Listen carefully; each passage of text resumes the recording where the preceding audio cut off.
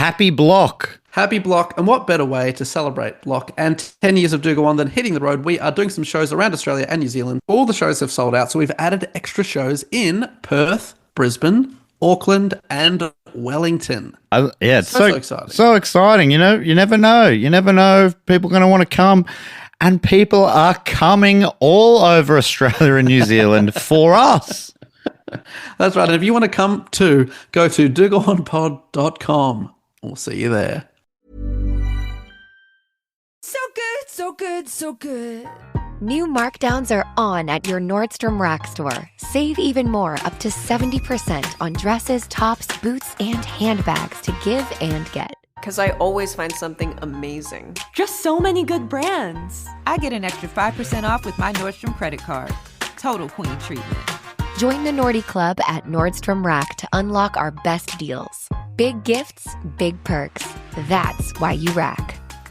The next evolution in football storytelling, Football Manager, is back in our lives. Made with the Unity engine for the first time, Football Manager 26 refreshes the managerial experience and sets the stage for you to define your football destiny. I still remember that one save where my non-league squad went all the way to the Champions League final. It was pure heartbreak in extra time, but that's the magic of FM. Every decision, every tactic, every touch of the ball tells your story. Experience the richest match days in series history, complete with enhanced player movement, the full Premier League license, and for the first time ever, the women's game. Thank you to the great friends at Sports Interactive, the great team behind FM26, which is now out worldwide across platforms. Step into the dugout and change the game.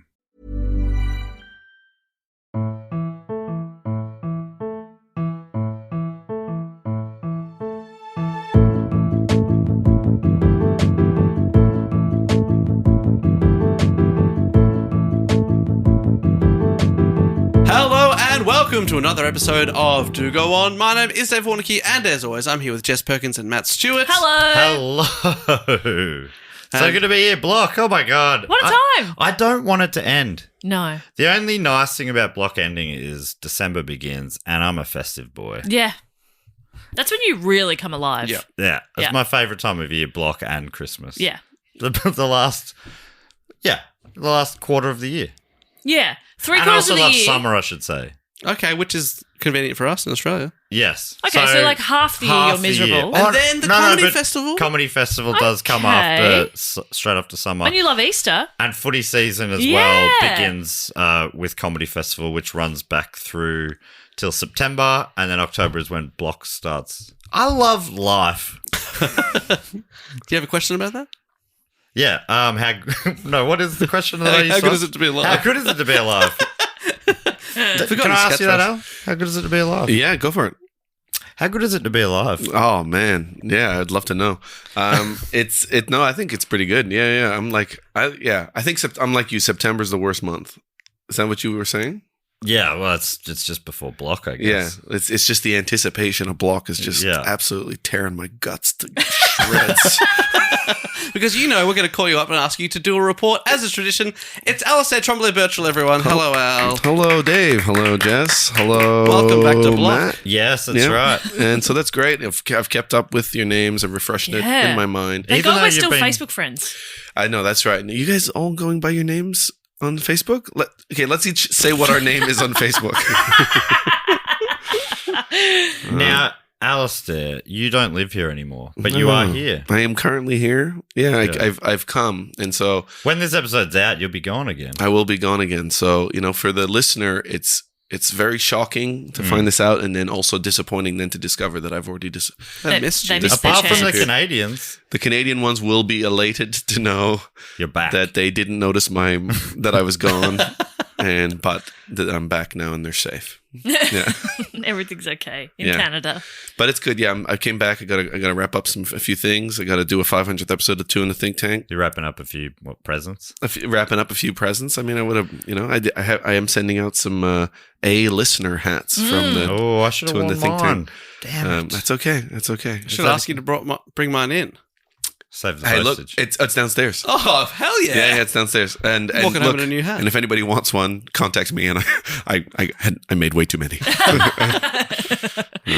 But yeah, so it's a lovely. I mean, it's been so nice seeing so many Melbourne beautiful faces Yeah. and How about the coffee? Have you had a coffee? Have coffee you is walked down a so- laneway?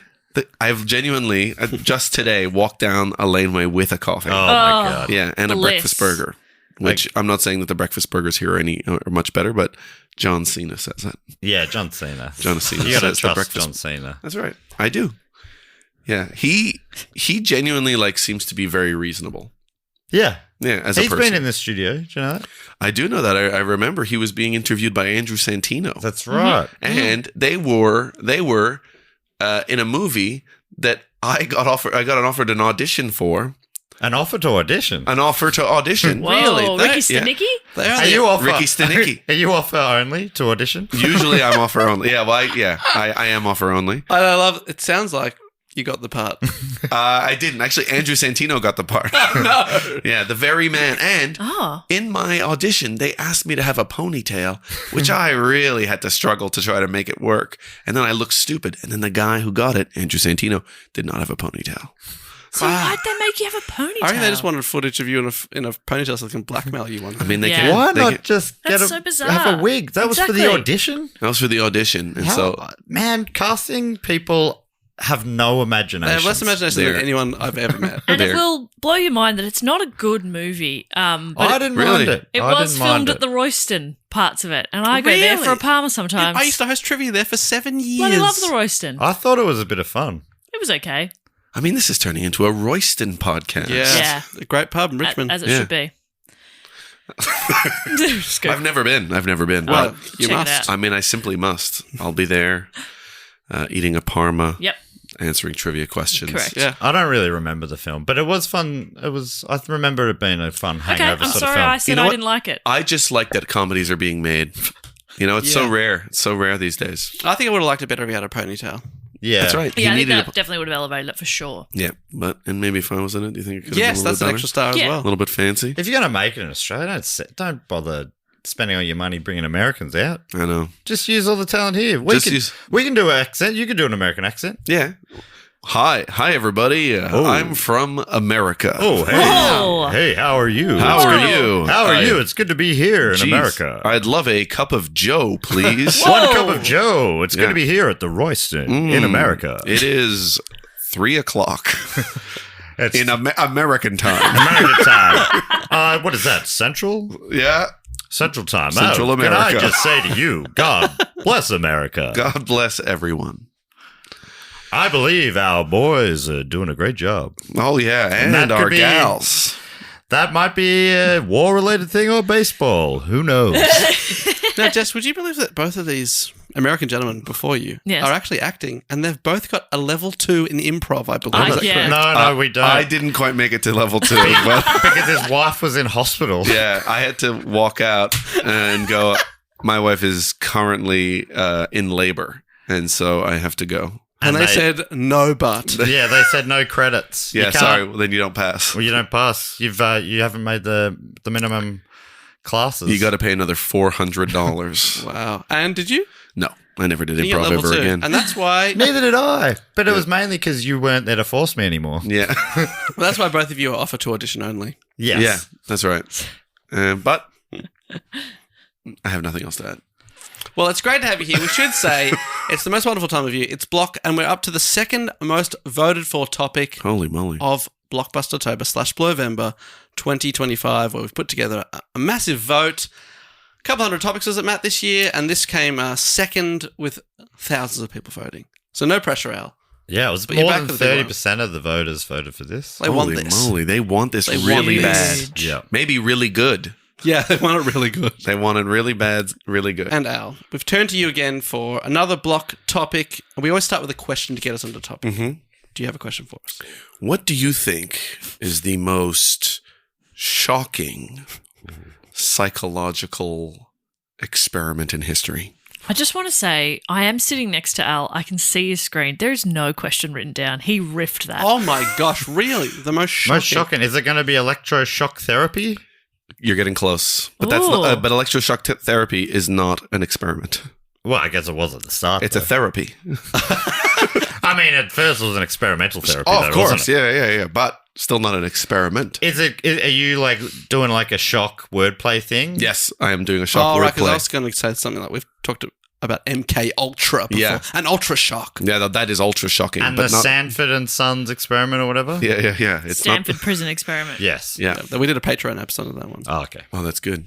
Because you suggested that I should do that as well tonight. But I guess, you're happy for it to go to the masses. Yeah, put it out. Yeah. Get it out Release the there. tapes. Are you guys ready to find out what it is? I'm Yeah. ready. Yeah, Or do you want to keep guessing? No, we're buzzing out. All right. It is the Milgram shock experiment, also known as the Milgram obedience experiments. What is it? What is it? Rings a vague bell, I think, from my year 11 and 12 psychology classes. Yeah. I That's don't really remember. That's much. relevant to this report. Ah, the fact that you were actually taught that In year 11 and 12. In year 11 and 12. Oh, wow. And this was suggested by a patron named Bixie Stevens, who wrote Unethical Psychological Experiments, i.e. the Milgram shock experiment. She had other options as well, but you had enough on this just to do the whole episode. Yeah, I started looking into this and I started realizing it goes a little bit deeper than what maybe we are usually told a lot of the time. And so I thought I would just do a bit of a deeper dive, and then that Cool. way, if ever you need somebody to go do a deeper dive on some of the other things, I still have my finger sort of touching some of those things ever so slightly. Like I've you're essentially playing chess. You're like, I haven't finished my turn. I haven't finished my turn. I'm still doing technically. unethical experiments. Technically, for me, Blocktober is going to continue all year long. Yeah, because your finger's on the pawn. Yeah, my finger's on that pawn. I'm touching a pawn, a queen, a rook. Whoa. So I can hear the difference in his accent and not in ours. Yeah, it's pawn pawn and- and pawn for us, but I can hear it when you say Yeah. it. Yeah, pawn and porn. Yeah, very different. Very different. Yeah, That is pawn, wild. Porn. Yeah. Yeah, they're entirely different And words. which one do you prefer? Look, to be honest, I like a mixture of the two. Always keep your finger on But it. then I don't understand the porn stars pun for the American TV show then. Yeah, I mean, I think there's some American accents where it's like they do have a softer R, but I don't know. I think they just love porn, Right. But and then even they just made it. They crowbarred it in. For them, it's just pawn stars. it's just a bad pun. I think Right. it's still like it's close-ish to porn, Right. Yeah. I guess. Yeah, it starts with a P, ends with an N. Yeah. It's one syllable. Mm. They were like, One letter different. make it happen. Yeah. Yeah. Look it up. And is it stars with a Z? So you know. And they were like, oh, that's Is gonna open us right up for the UK market. Oh, yeah. Yeah. All of the Commonwealth is going to be watching this show. Yeah. We're talking India. We're talking Australia. We're talking. Wow. Is New Zealand part of the Commonwealth? Yeah. Yeah. We're talking New Zealand. We're talking South Africa. We're getting Equatorial Guinea. And the others. And the rest of the Commonwealth. I like it. You did know New Zealand. I just Part of thought the maybe they were Commonwealth, Dutch. There was Equatorial Dutch. Guinea. I think they spoke Spanish. Have you had a look at Yeah, the... maybe Equatorial Guinea isn't. I don't know. I think that's the fun Africa fact. They're the only country with Spanish as the official language. Fuck! I really fucked that up, and Matt was like impressed. Yeah. I was going to let it go until Matt was like, okay, here The we New go. Zealand flag is like the Australian flag with one less star. Yeah, you're right. That was a huge mistake on my part. And the Australian flag is the British flag with, like 7 more stars? Yeah, A few more things. and like it's been expanded a little bit. Like somebody pulled up Yes. the corner, It's and like, it just yeah. gave us a bit of blue, and then we're like, we'll just put some shit in this empty blue. That's right. Yeah. Yeah, they've gotten a Photoshop. They gotten into it. They could use- They've made the canvas larger. yeah, larger canvas. You know about this? Yeah, You heard this? I've heard this. Okay. I've seen this. But I've mostly heard about it. Okay, yeah. It's the first time hearing of it.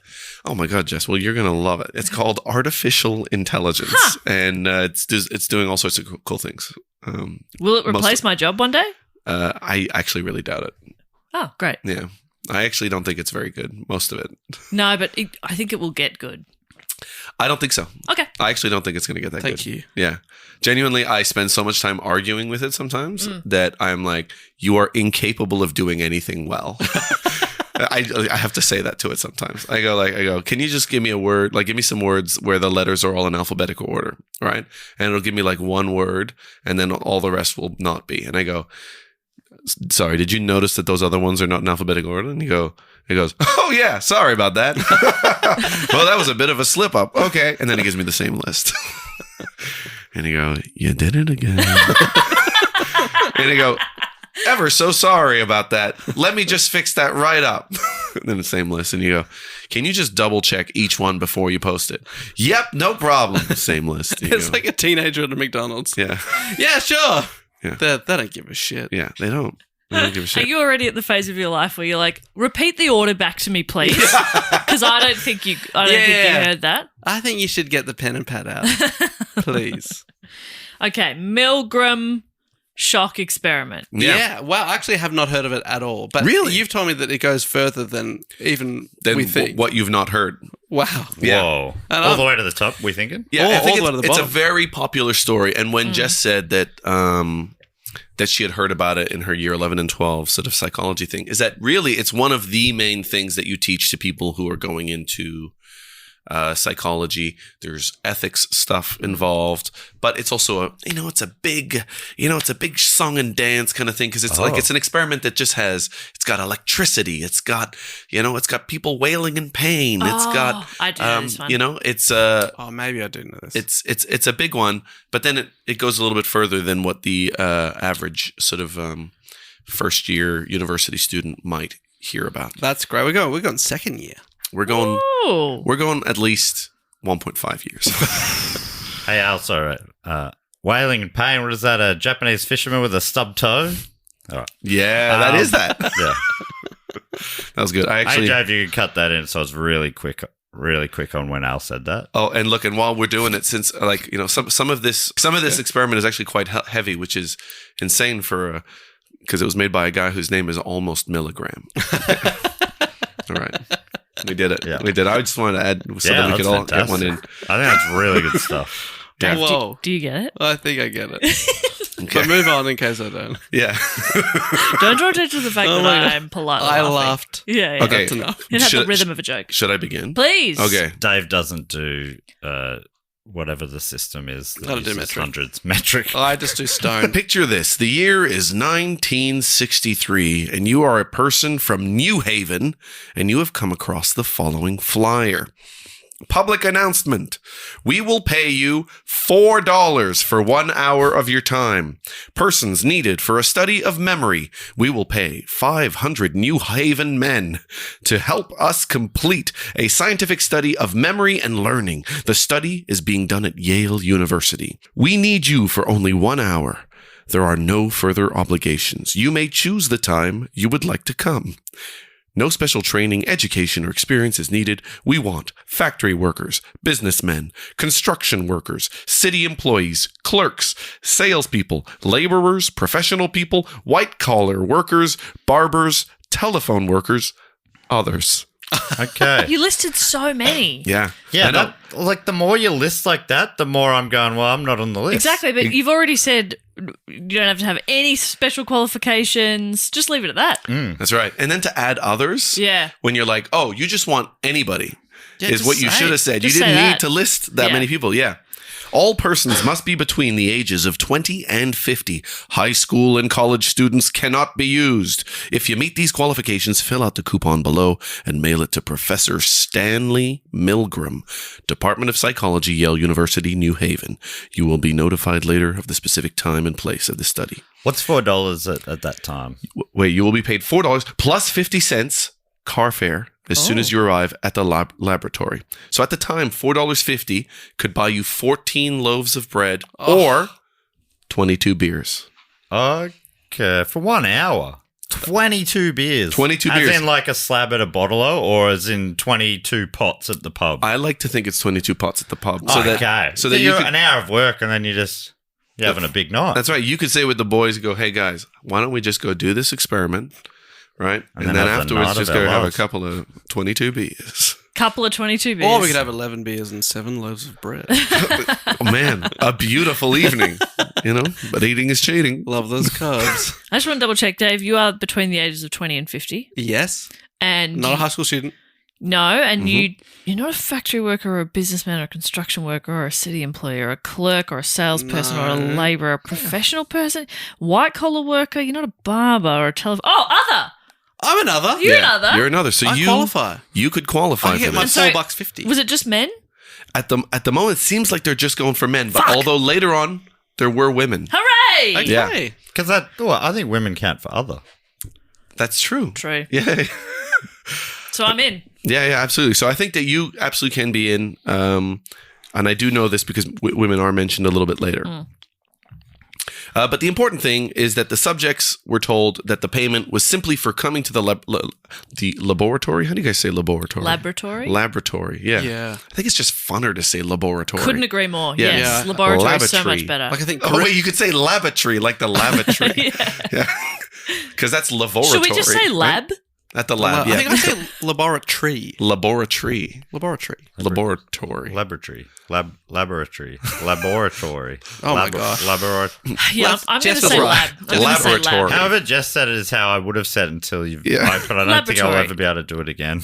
Yeah. So, and then the point was that the money was theirs no matter what happened after they arrived. Great. Okay. So this was an experiment by Stanley Milgram. And here is how Milgram's first paragraph describes the experiment. He goes, obedience is as basic an element in the structure of social life as one can point to. Some system of authority is a requirement of all communal living. It is only the man dwelling in isolation who is not forced to respond through defiance or submission to the commands of others. Obedience, as a determinant of behavior, is of particular relevance to our time. It has been reliably established that from 1933, 45 million innocent people were systematically slaughtered on command. Gas chambers were built. Death camps were guarded. Daily quotas of corpses were produced with the same efficiency as the manufacture of appliances. Wow. These inhumane policies may have originated in the mind of a single person, but they could only be carried out on a massive scale if a very large number of persons obeyed orders. Obedience is the psychological mechanism that links individual action to political purpose. Now, there's more, but the important thing is that while around this time, Milgram was deeply influenced by the 1961 trial of Adolf Eichmann, a high-ranking Nazi, and Eichmann defended his role in the Holocaust by claiming that he was just following orders. So this defense, broadcast on television, had a profound impact in the U.S. and popularized the term Holocaust. For social psychologists like Milgram, it sparked a critical question: what motivates ordinary people to obey authority, even when it leads to atrocities? Is Adolf Eichmann? He's probably the reason why Adolf sort of fell out of favor as a name, right? I think so. Yeah, Ruined it for the rest of us. And you don't even meet that many Eichmanns these days. No. Yeah. He's ruined both. Yeah. It's hard to ruin a surname, but he's done it. Yeah, absolutely. And a lot of people don't even keep a space between their two names anymore. Yeah, which I think he's also ruined. Yeah. That was an attempt at humor. Dave didn't get. Dave was like, I don't know what you're just saying anymore at all. No, I was thinking, how many spaces do I have? I'm only 3 spaces away from Adolf Eichmann. 3 spaces. Yeah, I was counting my middle name. You've just added more spaces. Yeah. You're like, I'm safe. Dave. Space. Warnicky. Okay, now picture yourself once again. You've been accepted in the experiment. And Hooray! hey, congratulations. $4.50. $4 coming. I'm going to I the forgot pub. the 50. I'm going to the bakery. I'm walking there because I live near campus. Dave- That's pure profit. Dave, aren't you unemployed and can't feed your 8 children you have with your wife? Yes. Let's go to the pub. Woo! I'll keep one loaf Get of bread. away from the nag. Yeah. So you arrive at He's the married lab. to a horse. Oh, the what? She said, keep away from the nag. I said he's married to a horse. Nag's another term for a horse. Is it? Yeah. That's really cool. I have a joke where my wife is a horse. Yes, you have to approach her very quietly and gently from Afar. And as you're acting out, you say, like that, like that. Like that. Everything you act out, you say, like that. And then you approach it really close, like that. Like that. And then you put your hand nice and flat, like that. Like that. I don't hear the like that. For me, it's kind of like... It's your iconic... You're the only person who I know who notices it, but I know, or who's ever said that they notice it. But it's kind of like, you know how any of you ever snored? Yes. Oh, yeah. Big Yeah. time. And then someone's like, hey, you're snoring. You go, I was barely asleep. My response is, I'm not even sleeping. Yeah. How could I be snoring? Yeah. And my wife would be like, it's been going for an hour. And I'm like, how could I be snoring for an hour and not notice? I'm not even asleep. You're lying to me. Yeah, I'm hearing you speak, and which means I could hear all noise, and I did not hear I didn't any hear it loud. snores. You said you could hear it in the other room. How is that possible? Yeah. Because I'm in this room with the snore, and I didn't hear anything. With the alleged snore. supposed snore. So this is universal because the other day Aiden admitted anytime I sort of tap him because he's snoring, he's very polite about it, and he rolls over and nothing. But just the other day, after 8 years, he said, my first reaction is always, bullshit. You're lying. Bullshit. I would have heard it. I would have heard it. You just wanted to tap me. But he bottles that up Yeah. and goes, sorry, darling, sorry. Sorry. Sleep well. I mean, Inside's going, bullshit. I think that if you did everything that your body's initial reaction told you to do, I Yeah. think relationships would be much worse. Yeah, You that's do true. have to go, that's unreasonable. Yeah. Surely they are tapping me for a reason. Yeah. I'm going to let it I'm go. going to just turn to the side Because- and enjoy this And try to go- non-sleep that I am Yeah. not having. I'm going to try to go to sleep for the first time. I've been lying here for hours. Tossing and turning. I was about to fall asleep. Can't sleep. Can't go to sleep because this person refuses to accept that it is bedtime. Here I am, resting very patiently, And very quietly. silently, in absolute silence, like a monk. A monk with very clear airways, strong muscular palate that doesn't flap when the air passes through. All right. So that's like this. How did we get onto that? Nag. Now, okay. Yeah, that makes I sense. thought it had much more to do with the report. I was like this. Yeah, like this Like report. this report. So No. all you said was you've gotten into the program, and we went off from there. I'm went sorry. off Great. on a real You're in. tangy.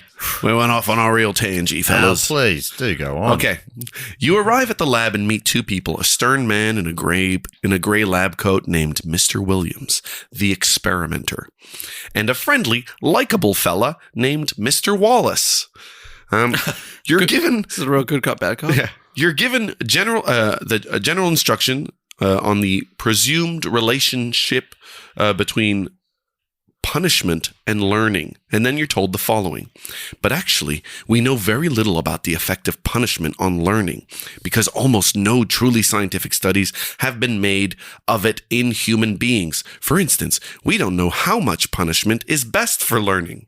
And we don't know how much difference it makes as to who is giving the punishment, whether an adult learns best from a younger or an older person than himself, or many things of that sort. So in this study, we are bringing together a number of adults of different occupations and ages, and we're asking some of them to be teachers and some of them to be learners.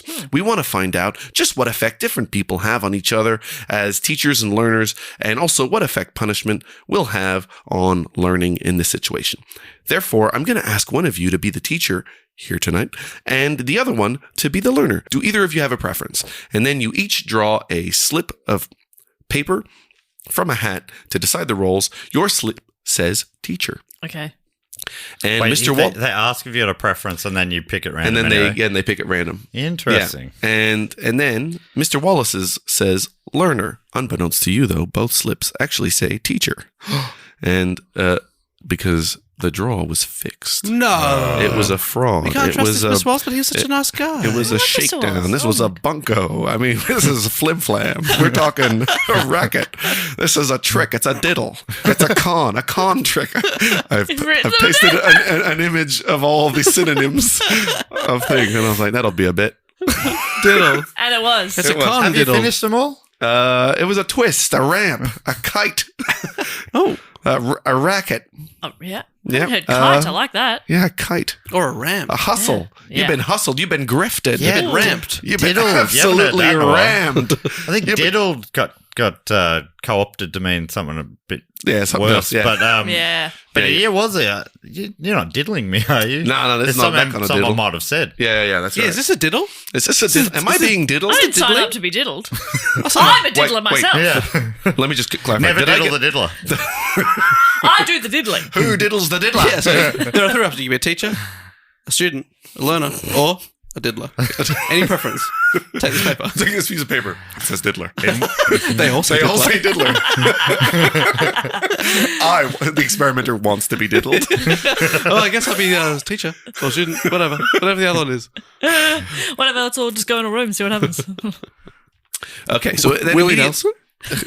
Immediately after the drawing, the teacher and the learner were taken to an adjacent room, and the learner was strapped into an electric chair. Okay, this apparatus. is now starting to sound familiar. Yes, yeah. Right? And the experimenter explains that the straps were there to prevent excessive movement while the learner was being shocked. The effect was to make it impossible for him to escape from the situation. An electrode was attached to the learner's wrist, and electrode paste was applied to avoid blisters and burns. There's so much full-on stuff in flag. So this is the role you get no matter what. You get this role no matter what. You think it's random. You're like, damn, I wish I picked the other slip. Yeah. But you're taking it to separate rooms. They're both just been I reckon up. you might actually be happy to not be getting shocked. Yeah, I don't want to be strapped down. And, that's what I was saying. You're not the one being. Yeah. You're not the one being strapped in. Who's being strapped in? So the other person, this Mr. Wallace, is just an actor. Right, and he's in there getting shocked. Yeah, well, he's being put in another room. Yes. And you will find out more. Okay. And so subjects were told that the electrode was attached to the shock generator in the adjoining room. So to improve the credibility, the experimenter declares in response to a question by a learner, although the shocks can be extremely painful, they cause no permanent tissue damage. So you're like, oh, thank God. Oh, thank goodness. So let's say you've asked about it. So, okay. And so then you are explained the learning task that you will be performing. So you read a series of word pairs to the learner and then read the first word of the pair along with 4 terms. And then the learner has to indicate which of the 4 terms had originally been paired with the first word. So it's a memory game. It's just a memory game. Yeah. Exactly. He communicates his answer by pressing one of the 4 switches in front of him, which light up a little panel, right? Now, you are shown the key piece of equipment. It's a large, impressive-looking shock generator with 30 level switches in a row. Each switch is clearly labeled with a voltage designation that ranges from 15 to 450 volts. And I've been told that I think under certain conditions, 450 volts can be fatal. Okay. But I think it does actually matter how much current there is. Oh, right. But anyway, it's not 59-volt batteries. They're not 59-volt batteries, but maybe that could be bad. That if you accidentally laid down on them all. If you laid them all, or you tried to lick them all at once. Exactly, That's a big shock. Guy, the guy with the longest tongue from the Guinness World Record accidentally trips over onto a big pile of 9-volt batteries, all pointing the same way. Tongue first. Oh, my God. Like that. Can I just check in case I've missed something here? Yeah. So they're both pulled. So 2 people go in. Yeah. They both pull out the thing saying they're teacher. Mm-hmm. Is that 2 different but people off the street? One finds out that no. So Mr. Wallace, who was already there, is one of the 2. Okay. That's always him. And then there's another guy, the experimenter, who's in a gray lab coat. Yeah. Right? And so what you don't know at this time is that they're both actors. Right? And so one of them, Mr. Wallace, has been put into this separate room, and you've seen him strapped into a chair. Right. And had electrodes strapped to him to his wrists. Like that, right? And then you go out of that room, and then you go into the next room on the other side of the wall. Right, and you are shown this thing that produces shocks, and there's got lots of voltage things. There's lots of little knobs and things like that, and each level is described like so. There's like 3 volt increments or whatever like that, and one is described as slight shock, moderate shock, strong shock, very strong shock, intense shock, extreme intensity shock, danger, severe shock, and then the 2 switches after that just have 3 X's like that. Oh, that's which hot. is very hot. Porn. If you know what I mean. Now, you don't notice that this is a prop because it has been very expertly crafted with included red pilot lights, buzzing sound, and it says voltage energizer. And it even says that it's been made by Dyson Instrument Company. Whoa. Vacuum people. Before the air wrap. Mr. Dyson, his evil past. I don't think it was really made by him, but it's nice to think that Dyson had to change the direction of his life. Yeah. And he did. And now, isn't he the richest man in the UK? Could be. The last of the airbenders. Forget it. Don't worry about that. So you're convinced it would just be, you're completely convinced at this point that it's just going to be a standard shock generator that you would just see in regular life, just used for regular purposes, right, Dan? Yeah. So, Just your stock standard shock generator. In the 60s, everyone had one in their house. exactly. Yeah. Like that. You're very convinced by it. So prior to the beginning of your run as a teacher, you're given a sample shock from the shock generator just so that you can feel what it's like. You get a little... Try before you buy it. Try before you buy. But never get high on your own supply. That's right. Well, so that's why, but no, you get one little taste. The first taste is free, like that, and you get it on your wrist, like that, just as a little thing like to like a perfume sample. Exactly, like that. You go, you rub your two wrists together afterwards. But it just kind of, it's there to help with the believability. Mm-hmm. So then you're sitting in front, and then you're seated in front of the shock generator in the main room, unable to see the learner, but you're able to hear him through the wall. So you begin to read the list of words, the list of word pairs, blue box, nice day, things like that, right? And then you test the learner's memory. So for every wrong answer, you must flip a switch, and you've got to increase the shock level by 15 volts every time that he gets an answer wrong. Right? So the learner's responses are all pre-recorded, right? You don't know that, but and then they get progressively more desperate. So at 75 volts, you hear him give a grunt like, ugh. After the shock? After the shock. So he keeps getting them wrong, right? So you might get the first three right, and then he gets one wrong. You're not standing there thinking, this is the dumbest fucking guy alive. No. I just have to remember 4 words. Yeah. And then at 120 volts, the learner, the guy in the other room, goes, "Hey, this really hurts." That's fun. Yeah. And then he keeps doing it. And this is Mr. Wallace. Mr. Wallace. So because I know this is, I'm getting bogged down in one weird thing, but wouldn't it work better if it was like the actor was coming, like pretending to be another guy from the street? Like, I think that they think that it is. Yeah, I think that you think that it is another person. That's why they did the draw, so that he. Okay. Yeah. I'm sorry. No, it's okay. I mean, I guess because I gave him a name, but I think they were like, "Oh, look, you guys are the two people that have shown up, yes, for this experiment. Okay, which one do you guys want to do?" It's like, "Oh, you could be doing this one, or you could be doing this one," so that you think that you're both part of the experiment. Yeah. But actually, you're the one being tested on, and you don't realize that at this point, right? And so then. At 150 volts, he cries out, "Experimenter, get me out of here! I refuse to go on! My heart's starting to bother me, I tell ya!" Like that, right? So then when you hear the learner's first serious protest there at 150 volts, you hesitate, you're starting to have doubts. You hesitate and you turn to the experimenter and you ask if the learner is liable to suffer any kind of permanent physical injury, right? So then the experimenter turns to, and he doesn't get angry. He just answers with one of the predetermined prods, right? That have been built into this experiment. So he'll say, "Although the shocks may be painful, there is no permanent tissue damage. Please go on," like that. Or if instead you say kind of like that you don't want to go on, he will simply say, "Whether the learner likes it or not, you must go on until he has learned all the word pairs correctly. So please go on," like that, right? And then there's every time you kind of ask and resist again, he's got 3 other prods that he's supposed to give you, right? So if you protest again, he goes, "The experiment requires that you continue." Like that. And then if you protest again, he goes, "It is absolutely essential that you continue." And then if you protest again, he goes, "You have no other choice. You have no other choice. You must go on." Like that, right?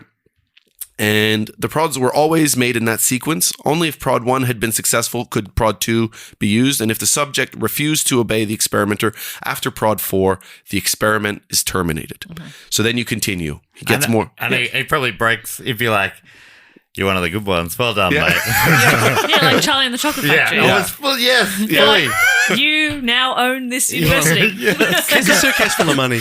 Congratulations. Congratulations, you're the dean. Yeah. Oh, the dean! Probably the coolest sounding role a person can get. The right? dean. Yeah. Imagine if your name was Dean and you were a dean. Yeah, Dean. Dean. Dean. Dean Dean, I'd say as I go around. If you're Dean? I'd be driving a golf cart around campus going, Dean Dean! Dean Dean! There she goes! Hello, Dean Dean! Dean Dean! It's Dean Dean! Coffee, Dean Dean! Yes. You know, I love the coffee bean, Dean Dean. Coffee, Dean Dean Dean. Her throat husky from yelling Dean Dean. Yes, another coffee, please. Coffee for Dean Dean. Dean Dean! I put my hand out, they put it in my hand and I keep going. Yeah. Ah, the dream. And everyone loves you. The dream of Thank Dean you. Dean. So then you continue with the experiment. Yeah, right. At I think 180 honestly- volts. Sorry? Honestly, as a real people pleaser who doesn't like to cause any friction, Oh, I think that I'd be like, oh, okay, I've got no other choice. Yeah. Sorry in there. Just mean, I get it think- right. Just get it right. it was you amongst many other people. At 180 volts, he yells, I can't stand the pain. 180. We're going to 450, aren't we? Yeah. At 270 volts, you hear an agonized scream. At 300 volts, he shouts, I absolutely refuse to answer anymore, and pounds on the wall. And then for the rest of the test, he gives no answers and makes no sound. Unresponsive. Oh my God. Unresponsive. Yeah. And that's a fail. And then you're told to treat silence as a wrong answer. And so your job is to administer shocks to a silent, unresponsive man. And so you are shocking someone who's no longer protesting, no longer answering, and maybe unconscious I'm no or longer dead. protesting. Yeah. Okay, that makes me feel a little that's better good. about Yeah. And also, if they're unconscious, this might shock them back to life. it. Yeah. Yeah. Exactly. Clear. Yeah, you shock clear. That's right. 450 volts. Electricity is both the poison and the medicine. Yeah. And so what is being measured in this is the maximum shock that you, the teacher, will administer to the learner before you refuse to go any further. In principle, this may vary from 0, you refuse to administer even the first shock, to 30, you administer the highest shock on the generator. So imagine that, you've done 30 shocks to this person. Wow. And then he's like, no! Like that. And You're then like, they you come out. didn't answer. Boop. You've done 30 shocks and you haven't protested once. Yeah. The actor in the room hasn't had to say any of the you must continue. You're like, yeah. Yeah. The Oh, actor's I know I room's can like, leave it. I know I can leave it any time. Yeah. You're a genuine psycho. Yeah. 30. Do you reckon we should do a few more? And so a subject and a person who breaks off from the experiment at any point prior to administering the 30th shock is termed a defiant subject, and one who complies with the experiment commands fully and proceeds to administer all the shocks, the shock levels commanded, is termed an obedient subject. So you're defiant if you get up to the very last one and go, "No, I can't do this," Yeah. or you do it after the second one. Yeah. That's interesting. Yeah. Okay. And the key as well, because I was thinking, some of these people just need the money, but you said they got the money no matter what. They've already got the money. And that's been made clear. Yeah, that's been Yeah. made clear that they can, no matter what happens, they can live. So it's not money. Supposedly is not the motivator. Yeah, that's the hope. Yeah. So following the experiment, according to the published scientific paper, you are interviewed and debriefed, something that was actually not common practice at the time, but is now and is considered a good thing too. It's fun. I know people have noticed this before, but it is pretty fun that debrief also means take off your underwear. Don't you reckon? And you know what? I didn't clarify whether or not that's what they did. Yeah. Yeah. Which was more common back then. Yeah. Very that was common more now. common. Yeah. Oh, they always sat down and talked about it, sure. Yeah, But the depantsing was, it's Yeah. more modern. And after the interview, procedures were undertaken to assure that you, the subject, would leave the laboratory in a state of well-being. A friendly reconciliation is arranged between you and the victim. You know, Mr. Wallace comes out and says, Mr. Wallace. no hard feelings. He's like, honestly, I wasn't even in the room. I was having a coffee next door. You told all that. You're told everything. Yeah. This is what it says in the scientific paper. And an effort is made to reduce any tensions that arose as a result of the experiment. So let's start looking at the results. Many subjects showed signs of nervousness and in the experimental situation, and especially upon administering the more powerful shocks. A large number of cases, the degree of tension reached extremes, right? That are rarely seen in socio-psychological laboratory studies, lab studies, sorry. Subjects were observed to sweat, tremble, stutter, bite their lips, groan, and dig their fingernails into their flesh. So read those again. What were they known to do? Sweat, tremble, stutter, bite their lips, groan, and dig their fingernails into their flesh. Does that just sound like fucking? Well, he has just been debriefed. No. Oh, no, that's what led to the debriefing. Yeah. Subjects were known to start having sex. Yeah. One sign of tension was the regular occurrence of nervous laughing fits. 14 of the 40 subjects showed definite signs of nervous laughter and smiling. The laughter seemed entirely out of place, even bizarre. Full-blown, uncontrollable seizures were observed for 3 subjects.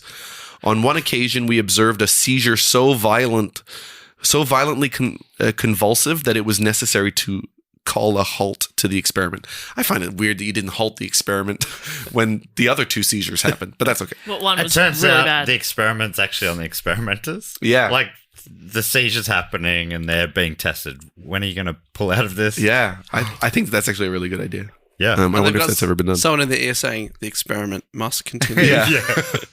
And then of the 40 people tested in this experiment, no subject, no tester, no teacher, you guys, whoever was sitting there administering the shocks, stopped prior to administering shock level 20. So no one stopped before 20. Nobody stopped before 20 in this. My heart and that kind of stuff by that point, haven't we? At this level, the victim kicks on the wall and... Wow. Yeah, and no longer provides answers to the teacher's multiple choice questions. That's where That's at 300 volts, yeah. No one stopped before then. Yeah. Amazing. 40, so 3 out of 40 seems like a high number for convulsions. Yeah.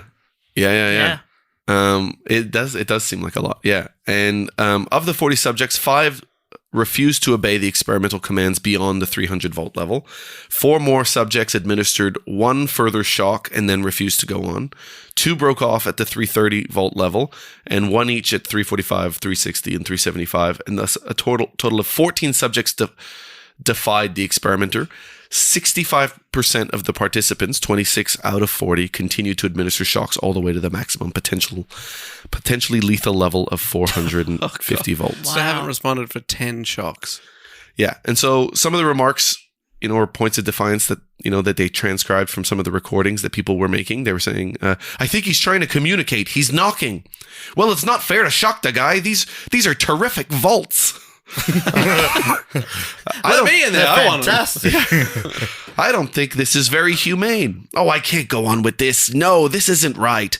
It's a hell of an experiment. The guy's suffering in there. And so a bunch of these. He's banging in there. I'm gonna chicken out. I'd like to continue, but I can't do that to that man.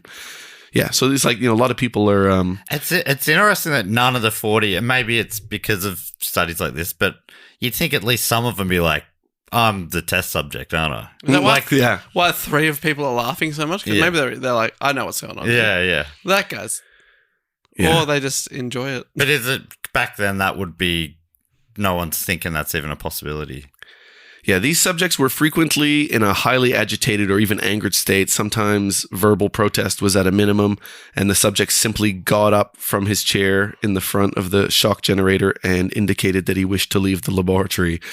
Before the experiment was concluded, a horde of people had been, who were in the psychology field, had been asked what they thought the results would be, how many test subjects they thought would be obedient all the way to the very end.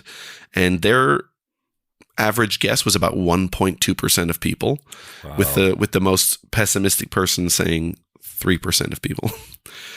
So Milgram's study fundamentally reshaped our understanding of authority and morality, becoming sort of a chilling cultural touchstone. It demonstrated that the capacity for destructive obedience is not a trait of monstrous individuals, but a potential in ordinary people, influencing explanations for real-world atrocities from like stuff like the Holocaust. And it's been one of the most sort of popular stories taught to psych students worldwide. But we know now much of these conclusions are a whole lot of bullshit. Oh. Yeah. And so is this study. there's elements of it that is people have kind of been looking back at a lot of the raw material of it, the recordings, the stuff, you know. So what I've told you up to this point is essentially from the scientific paper that was released from the very first one, and the one that kind of popularized this guy and popularized this study, and basically the story that is still told kind of mostly to this day. This holiday, Verizon is helping you bundle up incredible gifts and savings. You'll get the latest phone with the new line on My Plan, and a brand new smartwatch and tablet. No trade-in needed, even on our lowest price plan. That's 2 gifts for your family and 1 for you. Or 2 for you and 1 for someone else. Or 3 gifts for you and only you. Either way, you save big on 3 amazing gifts at Verizon. All on the best 5G network. Visit Verizon today. Rankings based on Root Metric Truth Score report dated 1/8/2025. Your results may vary. Service plan required for watch and tablet. Additional terms apply. Hey, Ryan Reynolds. What's not spoken about a lot is that there were like 20 variants of this experiment that, while this one had 65% that were obedient, in the other variants, obedience levels varied between 0% and 100%. So actually, it was very contingent on behavior and depending on the conditions that people were in. In other variants, for example, the learner was in the same room next to the teacher, and the experimenter was in a different room. Or sometimes they did the experiment in Yale, in labs, but then other times they did it in downtown in a shopping center. Yep. Right. And they did all these other variants where, they did ones where there were like 2 other people in the room with you that were also acting like they were going to be testing, and you would hear their decision. If they said, I'm not going to shock here, then often people would do it less or whatever like that. In experiment 7, in which the experimenter is giving orders, he left the room and spoke to the subjects by telephone. Many of the subjects continued to give shocks, but gave much milder shocks than they were supposed to. Right? So they would just kind of put it down. They wouldn't keep putting it up like that. They would just, which of course, now you realize like, if those are like recordings that are coming through, so they're giving lower shocks, but they're hearing the things continue to get higher. Yep. A lot of people are like, wait a second, this is why are you getting in a lot of pain now? Yeah. But before you went, ugh. Now you're like, I'm dying here. Yeah. Yeah. And so there was a lot of, but there was a lot of people who were unwilling to hurt the victim, but they were also unwilling to openly disobey.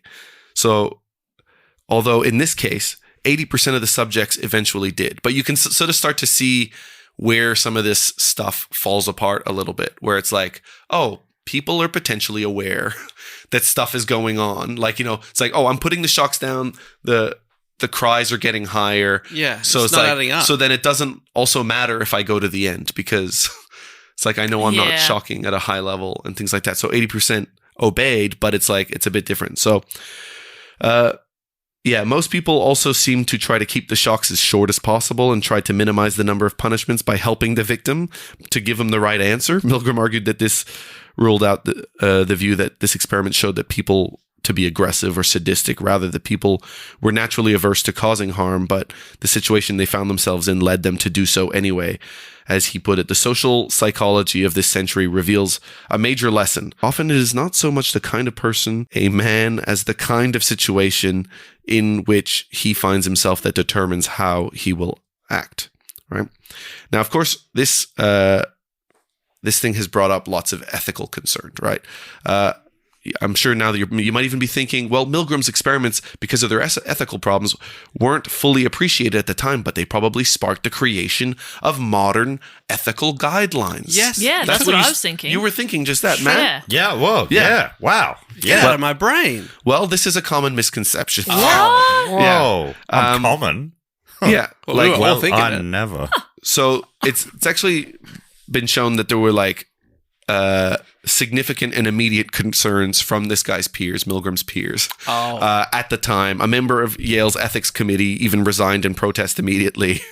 So like Part of people the test. already, He's like this. I know this is part of the test for me. Yeah. If I resign, and then he's Yeah. like, okay, when's the test over? yeah, Great. I didn't actually quit, did I? No. Yeah, that's great. I'll see you tomorrow, right? I'm imagining Matt now working in a psychology department and just spiraling because he thinks everything is. Oh, is that a test, is it? Yeah. Yeah, Hey, Matt, great. we're going to go out and grab a coffee. Do you want to come? Oh, coffee. I'm okay. not falling for that.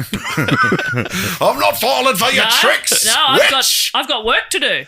Yeah. Is that what you want me to say? Should I say that? I was reading Do I pass? about Give me a coffee. this bass player who was he was, I think it was Tool or something he was trying out for, and they go, we're gonna go party tonight. You should come along. And we'll do the test tomorrow. And he's like, wait, is this part of the test? Do they want to see if I'll party? Or do they want to see that I'll take the music seriously? Then I'll say, I need to go to bed. Yeah. Early. So he's like, he was already sort of tripping out, basically. Maybe they were just inviting him to a party. Like he still doesn't know. He decided not to go to the party and just to go home and practice. And? He didn't get the part. But the guy who got it, absolute party animal. Yeah. Woo! Just a good time. They just wanted a good hang. Turned up with a bag. Yeah. They're like, this guy's in the band. Can't play the bass, but you can teach that. Yeah, he's got a contact. You cannot teach being good at drugs. You can't teach that. You can't teach being good at drugs. You can't teach it. It comes naturally to some. Yeah, that's beautiful, Yeah, actually. they got it or you don't. Yeah. So this is, just to say that, like, it's not a situation that our ethics were worse back then. People did, like, I mean, I'm sure some standards were, like, not as high or whatever like that, but people were aware. At the time, people were like, this isn't right. Yeah, this isn't a good thing to do. It doesn't seem like, prominent psychologists had condemned the experiments at the time for the intense psychological distress that they were causing, right? So this is often taught to psychology students as an unethical experiment, but that it revealed something interesting about the human condition, right? But among the prominent critics of Milgram's obedience research was fellow psychologist Diana Baumrind. I'm not sure if that. She began her critique by highlighting like a fundamental ethical dilemma facing research psychologists: the need to balance scientific and career interests against the well-being of the study participants. they're raining. Precipitants are people who are part of it, but they're falling from a cloud. Was that Mendy? Was that Mendy? That was his other experiment. That was one of the variants of the experiment. We're going to do it instead of a shopping center in a cloud. So she was like, have you safeguarded these participants' welfare? She looked at his own published descriptions. She pointed out that she saw as like a disturbing detachment in his reporting of the volunteers' emotional suffering. She highlighted that his clinical account of the participants' extreme reactions were like, where he noted that the subjects were observed to sweat, tremble, stutter, bite their lip, essentially fuck, as Bob says here. Yeah. And he described these as characteristics rather than exceptional responses. Anyway, Right, okay. Do you reckon that, so it was seen as unethical in science, but that's when prank TV shows said, I reckon I see something here. Exactly. Punked, all these sort of shows, Candid Camera and stuff. Yeah. They would do things not that far off this, and at the end it'd just be like, there's a camera there, there's a camera there. They're not dead. Come on in, Greg. He's just an actor. A bit of fun. And so they're doing the debrief, which is important, but they're doing it in a way that's and pointing and laughing, and that feels good. Dead. That feels good. Yeah. And, some of the stuff which is just like not being upfront about why you're there, that's a huge unethical thing that you can't really do these days. Like to be lying, because people do have to have consent with what they're getting involved. They have to give consent to what they're getting involved in. And so that's one of the main things as well, is just like to be completely tricked into why you're there. Tell that to Sacha Baron Cohen. Yeah, absolutely, mate. I will. Okay, thanks. Yeah, Thanks for what you're saying. So the person who's kind of like brought a lot of this, like, you know, there has been criticisms over the years, but like the person who brought a lot of this to light is an Australian psychologist called Gina Perry, who found, who basically has written a book and sort of studied all the papers from Yale and kind of went through all the stuff. And she said that there was actually I've heard her in an interview on sort of ABC Radio National, where there had actually been a reenactment of of this experiment in 1973 at La Trobe University. Alma mater. Right here. You're not going to be super proud after this, but no, you never get this at Deakin. This was 10 years after the experiments were done at Yale. So there'd already been like people would have known that there were some negative repercussions. Anyway, so.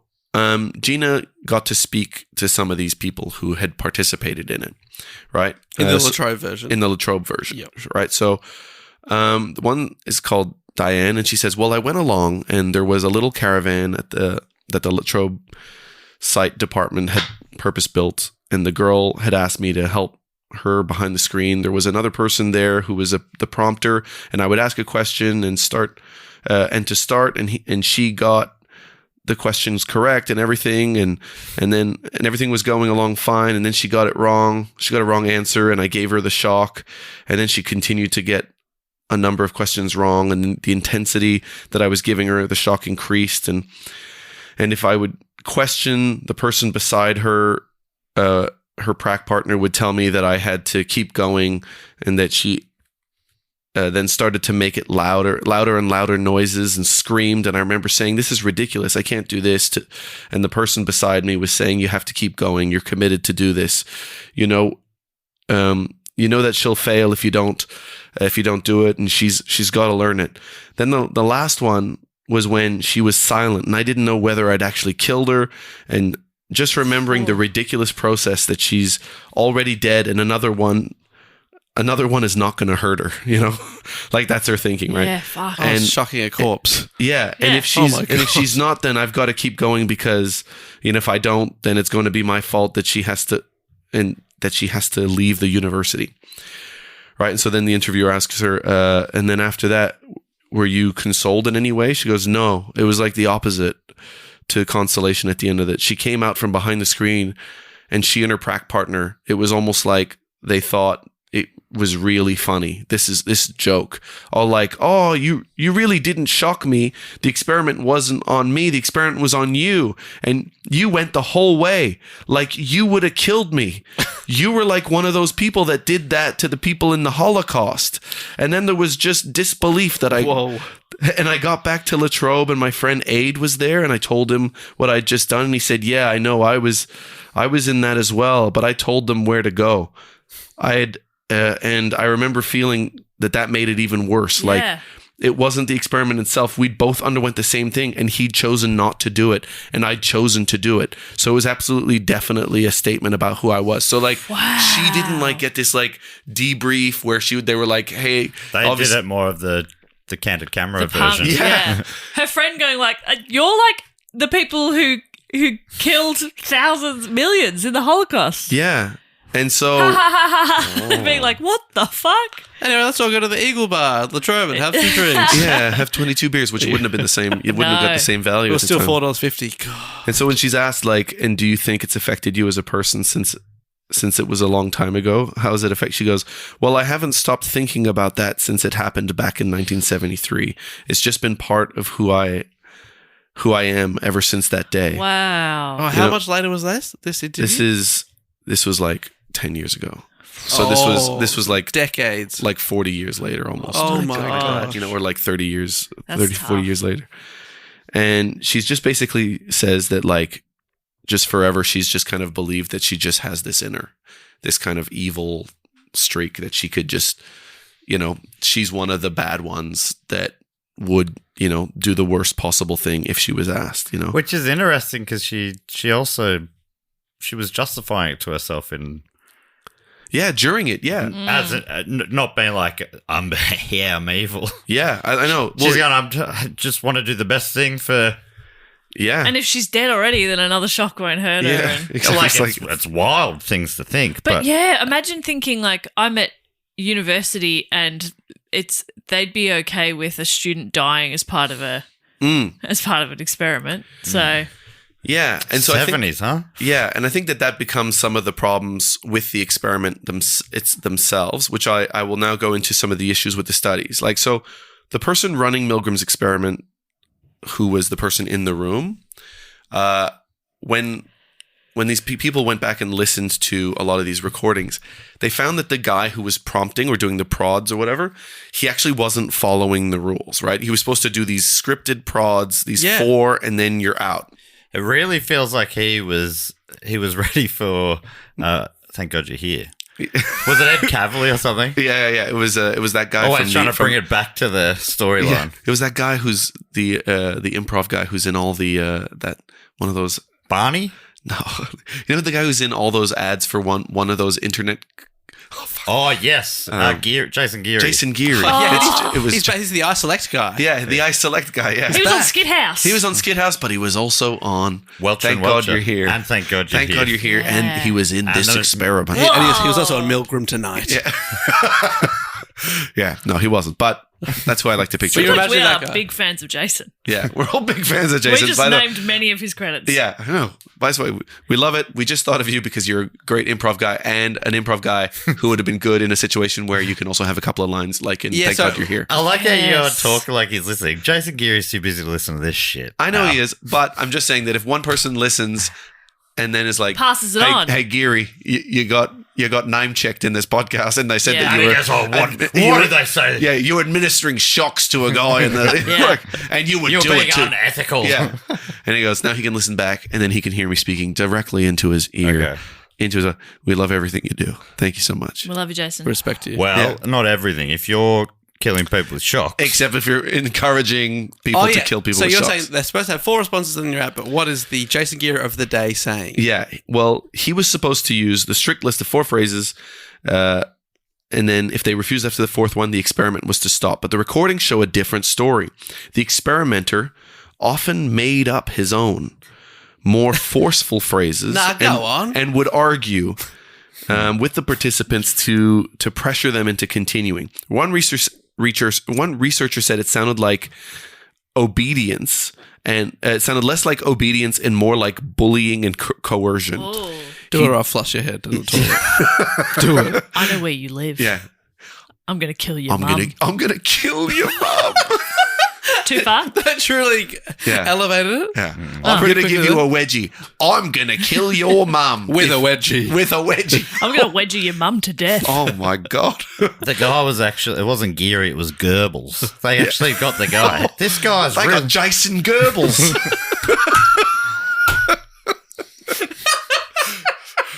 From the genocide ads. Oh, my God. And thank God you're dead. And what was that one? Squelcher and Squelcher. I'm trying to find another thing that would make sense, but anyway. He did this more with some people than others. Now I get to mention women. Yeah, here we go. Told you they get mentioned. Yeah, interesting. He felt more comfortable bullying women. So, for instance, with women, he prodded one person 26 times, which is far more than 4 times. I don't know if you guys know that. Yeah. This means that the famous 65% obedience rate might just be because people were being bullied and not because they were being blindly obedient. No, all of a sudden you go, okay, people are having spasms and having full breakdowns because they're seizures. being pushed well and well beyond. Yeah. And so, it's almost seizures, like he's the one being following. Sorry, I missed your line. No, it wasn't a line. I said spasms, but I meant seizures. Yeah. But you were just naming things that you know, because you know that she was like, oh, things that happen in sex. Yeah. And so you're like, yeah, spasms. Yeah. Seizures. Had another one of those sex seizures last night. Sexure. Had another sexure last night. That's good. A lot of women don't get to seizure. Yeah, that's really good. But you do have to go to hospital, so... Take you in on the gurney. Oh, I didn't know. Got a 35-year-old woman. Sexure. Sexure. Yeah. She's being, what's that word there? Hysterical. She's being hysterical. Yeah, that's I need 35 cc's of orgasm stat. So yeah, it's almost like he was like a little bit like pushing it. He was trying to get. He was like being obedient so that he could give the Milgram what he needed for this experiment. Yeah, you know? he's gone for a record. He's like, we're going to get 65% of these pricks. Yeah. to just keep going. Do it or I'll kill you. All right, science. He's just raising a fist. He's there going, well, if you don't do it, I'll do it. It's just a button. Bzz, bzz, Yeah. bzz. In some of the recordings, like another researcher who went back and looked at them, found a forgotten trick that the experimenter had used. He goes, sometimes when a participant demanded to check on the learner, you know, it's like, please go check on him. The experimenter would leave the room, then come back to say that yeah, he's fine. And then you can continue. Like that. So like that? Like that. Like that.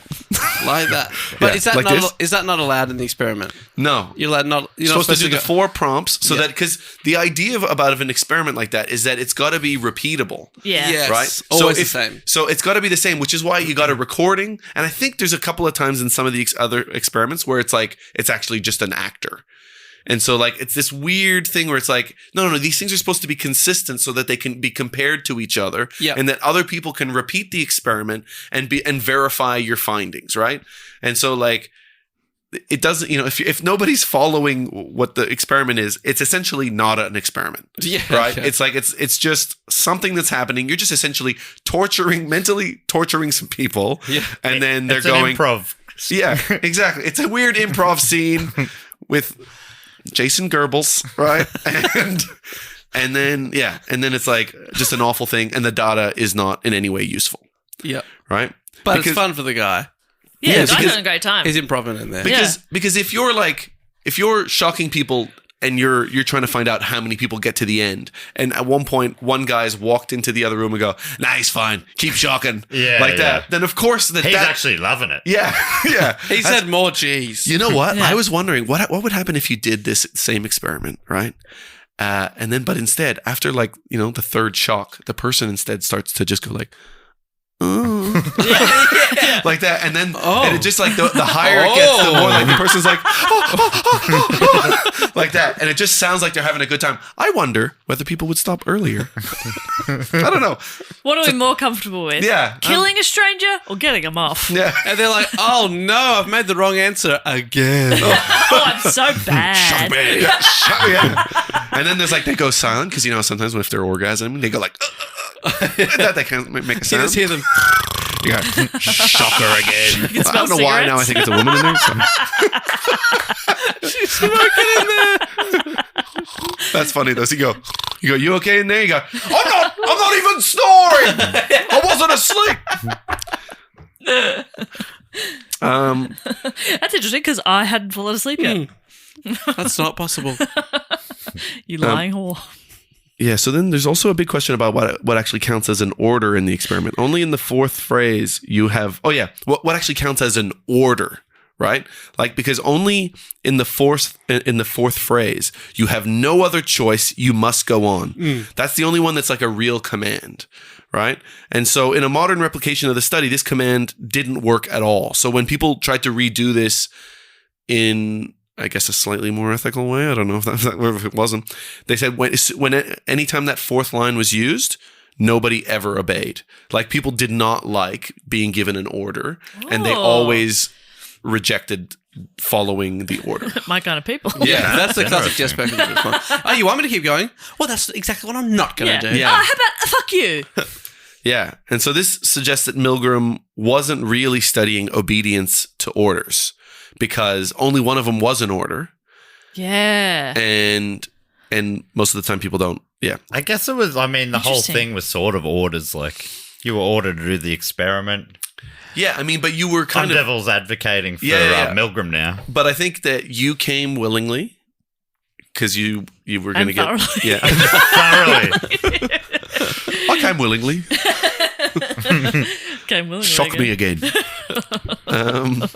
Oh no, I got another answer. Yeah, I wrong. mean, there's like a situational pressure, but you're not necessarily being given orders.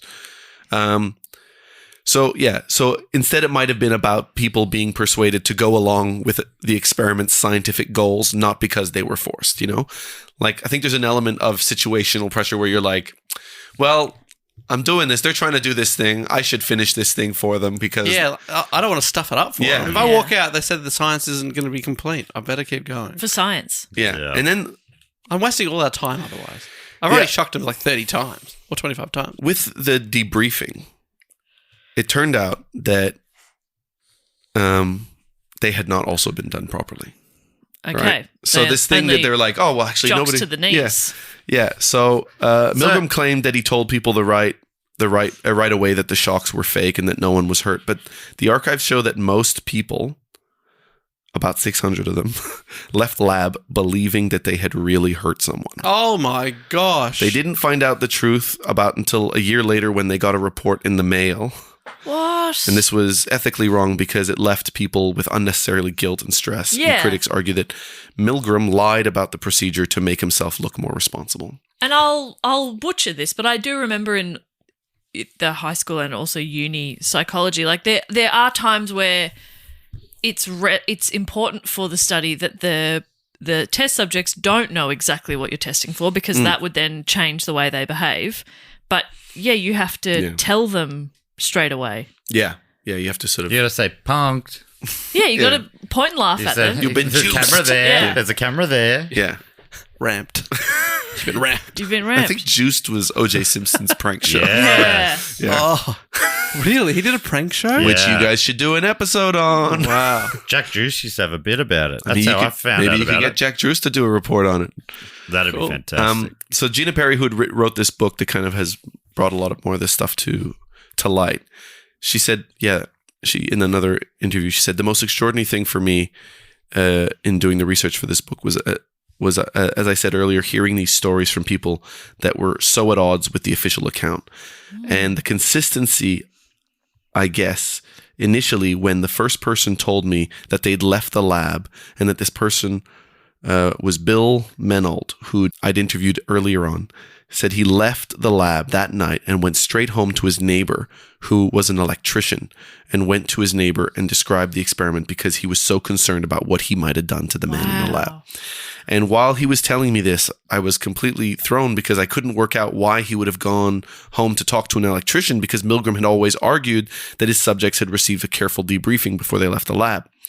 And when I interviewed him, here we are 50 years later, and he still describes himself as having a core of evil that he did not know about until he went through the experience and that experiment. And I think that for me, that's the second disturbing and upsetting part of the Milgram experiments, from my point of view, is that people who took part in it have accepted that explanation of their behavior, and every time it's discussed publicly in the media, it's reinforcing a view of people.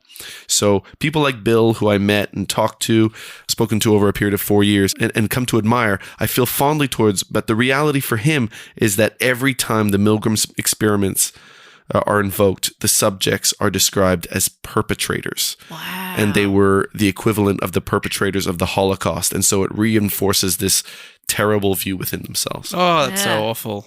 And he had that for 5 decades. Yeah. I mean, what a horrible thing to carry inside you. Yeah. I mean, if anybody's going through that, by the way, get some EMDR. It's a great therapy that can actually get rid of some traumas, please. EMDR. Please try it. What's that stand for? Eye movement dissociation something, or desensitization something. Have you done it? Yeah, and I've had some traumas removed. I had one for I'd witnessed a few people choking. I'd choked once, and I had a weird thing when my kids would like choke a little bit when they're eating, and I would be like, and I would stand up and I'd be like, you okay, yeah, like cool. And then as I find out they're fine, I would just go into the other room and just tears would come out of my eyes. I'd be like, all right, that was a bit, I'm fine. Yeah. Like that. And then I got it done. And so the EMDR, it's like, they're like, okay, well then what comes up when you think about this thing, right? Like that. And then I was like, oh, well, I did choke one time like that. I remember like being aftercare at school, and I was eating a giant segment of orange, and it was just so big and I couldn't swallow it, and it just like covered my ear hole. And I remember just like, and I'd be like, I'm choking, and I reached into the back of my throat and like pulled it out. Wow. And I was like, oh, okay.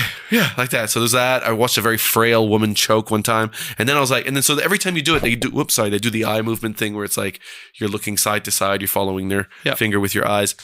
And then they go, okay, what else comes up? And then I was like, oh, this is a weird one because it's not choking, but it is about breathing. And I remember like being a kid and it was like PE and school, but in Canada where like they take all the snow from the driveway and they pile it up in one place. And so at PE, you can go slide down it, you know? And I remember all the kids laid on top of each other at the top because we were all going to slide down together, right? But I was at the bottom, and as like 10 kids were on top of me, I started panicking. I can't breathe, right? And I freaked out like that, and I kind of jolted us enough that we started to slide down, and everybody fell off of me, and I was like, okay. But then from that point on, anytime somebody like laid on me or there was a stacks on, I would just like flip out. I was like, get the fuck off of me! Like that. You've always been on top in the bedroom. I'm a top. I've been a top until recently when I got this therapy. EMDR changed your life. That's right. Now I am absolutely getting hit from the back. No, I'm so sorry. 20 people on top of me. 20 people. More! 20, 30! And your wife is a horse as well. Yeah, so. and my wife's a horse, which is incredible. So, anyway, since getting that thing, now when my kids choke, I feel it a normal amount. Oh, that's great. Sometimes I feel nothing. Yeah. You say more. Yeah. Stick a few more, I don't know. Grapes into your pie hole. All right. So let's say in conclusion, I kind of liked a sort of the conclusion from Gina Perry in an interview that she did with a high school kid. I think that social psychological research like Milgram's is a moral fable in disguise, a warning about what we supposedly will mindlessly obey. Except if you think about it, there are many instances in our daily lives where we don't mindlessly obey, and that goes to the heart of the weakness of Milgram's explanatory theory of the agentic state that has been discredited by later research. What knowledge are we taking from Milgram's study? I think what we take from Milgram's study is that we should be more questioning and critical of presentations of the results of social psychological research. And we should ask what influences personal, social, cultural shaped this research and its findings. And so, yeah, that's what she said. And I think that like there is that thing where there's always, he benefited greatly from this thing exploding and going well. Became very famous. Yeah, he became very famous. It's like one of the more famous experiments in the history of psychology.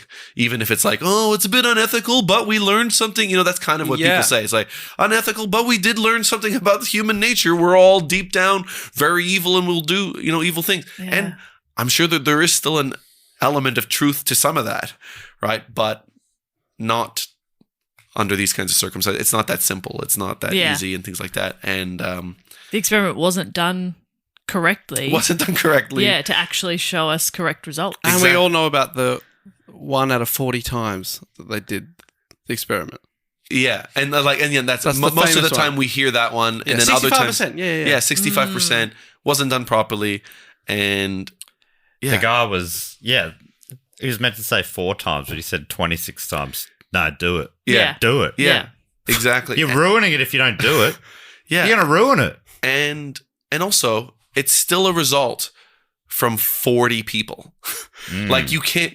It's so few people to extrapolate like the core of humanity's being. Yeah. Because you said so they did it a bunch of times. That's when you got the number of 600 people never found out till a letter. Yeah, so I think because it had been done so many times. So I'm not sure if that must have been through, like there was at least 20 variants. I'm not sure exactly how many times the experiment was done altogether. And we can see also that there were repeats of the experiments in different places. Now, I don't know. Just it feels like this is often the problem is that they go, this is what I want to prove. I'm going to prove it. I'll figure out how do I prove it. This? Yeah. Well, essentially, because you can tell from, that's why I kind of read the thing at the beginning just to be like, because I know it's like talking about, the the Holocaust and World War II and people doing horrible things just by following, just for mere obedience. But all of that is like, so that's kind of what he's going into it with. And he's essentially trying to answer that question. And then he's shifting his results to kind of fit that narrative that he kind of wanted to be like, you see, we're all capable of it. We all most likely will do it. But obviously everything is much more complicated. And now we all look at him and go, Mildew, you were the one being tested all along. That's right. Sorry, Millie. There's a camera here. There's a camera here. You're on candid camera. Milgram.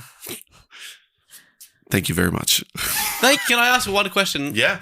Like, he didn't debrief them properly. Like, those people went out into their lives. Is part of that because he didn't want them going around telling people, oh, it's all a fake experiment, to try and keep the myth behind it? Or did he just not bother telling people, you didn't kill anyone, that's an actor, thanks for being part of it? Yeah, I don't know the details of all of that. Like, just because there was so much literature, yeah. and so they were going over recordings upon recordings upon recordings and stuff like that. A mountain of data that sounds like he ignored. Yeah, exactly. I think there was a few. Yeah, there was different. I think there was like a version of the experiment at one point that he didn't actually ever publish, but he did it where it was like the person in the room where it was like related to the person on the outside as well. Like there was like lots of different variations of different like more that were more psychologically tortured. Like he was having fun with it. Yeah, he was just like he was riffing. He was like he'd got some funding. He was like, "Fuck it, let's do it." I'm thinking, how far would I go with my brother? Yeah, just please, I've got a heart condition. Yeah, so no, you don't. Turn it up.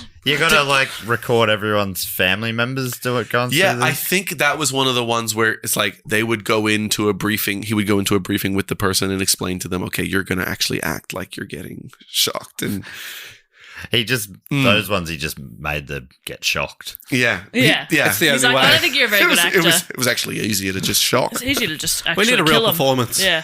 Yeah. So it's like it's hard for me to have. Well, Al, can I give you some ingredients Please. of a joke? Yeah. And see if you can make Let's one. see. So we got like debriefing. Yeah. Taking your pants off. Yeah, we got the shocking experiment, and then there's your radio shock jocks. Can you turn those elements into a joke? Yes. Okay. Here we go. A radio shock jock walks into a science experiment. It was who's that one who's been Darren? Who's the shock jock that was like Alan Jones? It was Alan Jones, and when he saw that the other participant was a sort of a high school boy, he was immediately debriefed. There we go. That wasn't good. I'm so sorry. No, I mean, yeah. And I think for the Americans, it doesn't quite work with Alex Jones. Yeah. But did I say Alex Jones? You said Alan Jones, but I'm like, they won't know him. I'm like, basically, you but can I don't imply. know if there's any rumors about him and boys. That's right. It's all alleged. Yeah, that joke was alleged. I think it's pretty. Yeah, it's all allegedly, of course. But change it for him, and it's a lizard boy. It's a lizard boy. Yeah, that's Perfect. right. And he was instantly debriefed. He debriefed himself. Well, that's fascinating, Al, because I didn't know the experiment by name, but when he started describing it, I was like, oh, I know the type of, but I also didn't know that it was bullshit at all. My thing was like, oh, I think that like a large percentage of these people go through with it. And I thought that's the science, which obviously is the headline of it. Yeah. But I didn't realize that there's all that backstory and cherry picking and unethical stuff going on. And there's like one of the papers I looked at that were looking at, the review of the new evidence of this kind of stuff and the criticisms and stuff, found that they went and looked at a bunch of psych textbooks and found that, and this was like sort of in 2015, but at that point, even though the information had been around for quite a while, a lot of them hadn't changed what they were presenting. So they were still just presenting the original official story. 2/3 of people are bloody evil. Yeah. There you go. Yeah. There you go. Yeah, you probably are. Odds are. Odds are. Oh, I'm not, and there's 2 other people here, so it's probably you 2. Yeah. I mean, I know I'm not, but... Yeah. I mean, no, I would do it out of cowardice, but not out of evil. Not out of evil. Yeah. Yes. I think that's the different. majority. That's different, yeah. That's fine. Yeah, it's okay to be a coward. Yeah. But that does feel like that was what he was he was trying to prove, I know, right? absolutely, yeah. That yeah. we're all would go, oh no, we'll do what we're told. Yeah. And he did prove it. And And it only took 40 experiments, and then he proved it. He proved it. And then he proved it. It's Beyond a shadow of a doubt. Milgram. I mean, it's crazy because a doubt shouldn't even produce a shadow. Because it's like it's a non-physical thing. Well, that's I think is that the point of the phrase? That is the point of the phrase. Oh my God.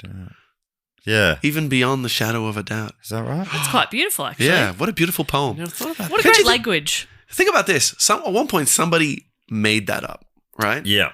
And then he was like, that's probably one of my best lines. Yeah. Like that. He probably comes up with a lot of good lines. Yeah. Right? And then everybody was like, that's language now. That's how we talk. And then That's they gonna just be keep one of saying ours. his little tiny little poem. And getting Like no dollar credit. He gets no dollar credit. He doesn't get any yen credit. He doesn't get any pound credit. Similar with, Doubting Thomas, the guy who, that became a thing. Oh, he's a real Doubting Thomas because this guy Thomas is like, you're not Jesus, which is wild, right? Because he knew he was an apostle, I think. Yeah. He knew Jesus well, and Jesus, he'd had dinner with him a mere 3 days before. And he's like, you're not Jesus, you just look a lot like him. I want to touch the holes in your hands, right? Yeah. And the shadow that was cast around the hole on the ground proved beyond, they didn't have a phrase for it then, but beyond like a reasonable amount. Oh, yeah. That Jesus was really Jesus. Yeah, beyond the doubt of a doubting Thomas. Yes. Which also didn't really exist at the time. Oh, yeah, that's right. Because he was named that was 100 happening years at the later. time. Yeah. What did they call him? They just called him Tom, probably, or something like that. Tomo. Yeah, or his name was probably like a bit more Arabic. Yes, I only found out recently that I found out from a message from you that the biblical Matthew's real name was like... Oh, yeah. Something else. Something that it sounded like Adam Sandler was giving you a nickname. I'm at a hey-hoo. Or something like that. That's right, yeah. Well, that's how I read it. I guess we don't text that much, so it could You be should text in here. more. We normally text when I'm off my chops in the middle of the night. And Matt is sending me beautiful messages Al's away. of love and encouragement, and it's some of the nicest things I ever could receive. Should I get drunk more? Yeah. That I could send nice messages. It really is, yeah. I wake up and go, oh no, what did I do last night? Oh, I've been telling Al I love him. Yeah. Oh no, not again. It's really nice. I'll get I'm messages. He's so like, sorry, Al. The next day, I'm so sorry about that last no, night. you don't have to be sorry. Yeah, because he'll send me a message. He's like, I was hanging out with, and he'll name like 2 comedians last night, and we just talked about you all night. Like that. Matthew derives from the Hebrew name Matityahu. Matityahu? Yeah, it was pretty close. Pretty good. Yahoo!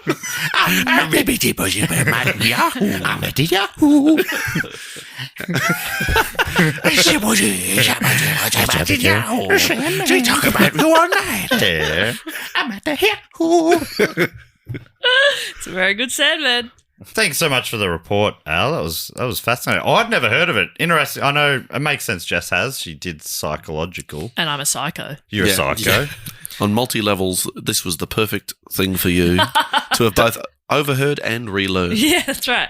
And Dave knew it, but he didn't know it was bullshit. Yeah, and I didn't know it at all. But it was funny because it rings true a bit. I'm like, yeah, that makes sense. And then it's funny. Oh no, it's not true at all, to the point that he had to manufacture results for it. Yeah, it's really hard once you hear something like that. And even though because you know it's a study, and then suddenly you're like, oh yeah, but it's also not right. And that's it. Well, I know I hadn't heard of it, but I've probably, heard echoes of it. Which is why I believed that to be very believable.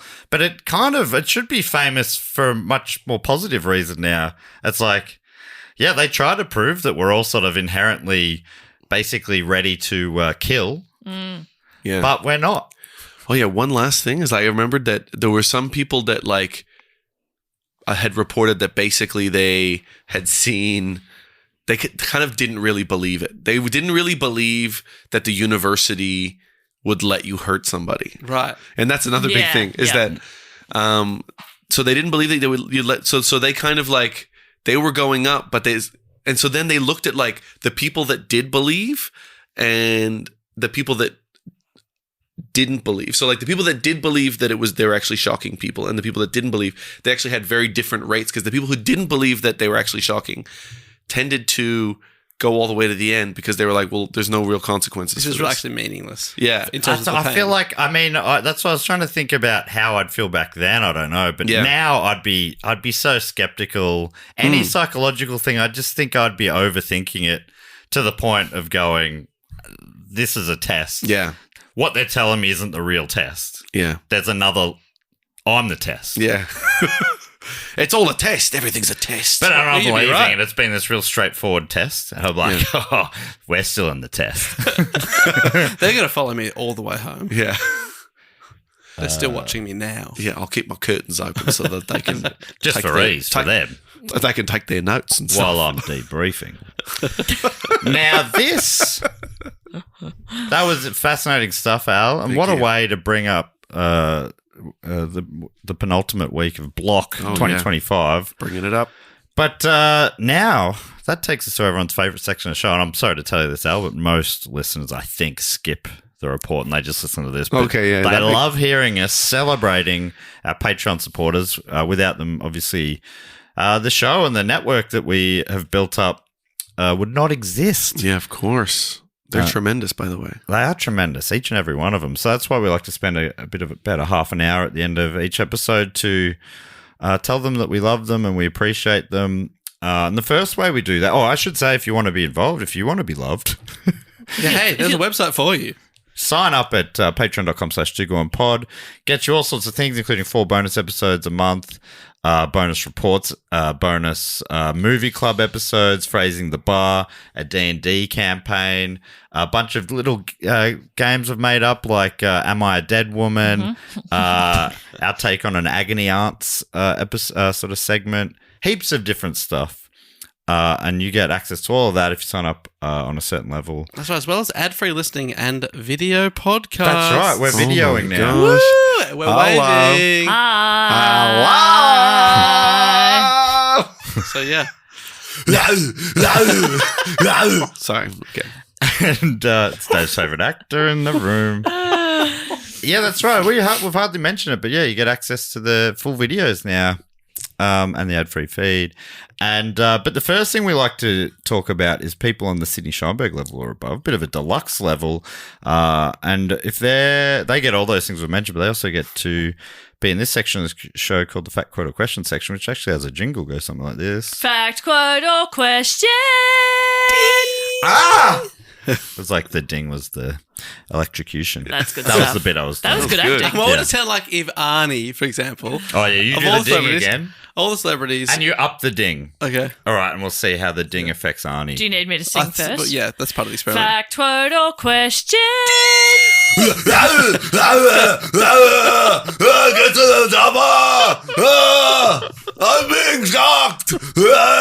I'd probably stop shocking. I'd be thinking, oh my God, my hero Arnold Schwarzenegger is through that wall. I need to go meet him. Quick, burst through the wall Terminator style. Small shot.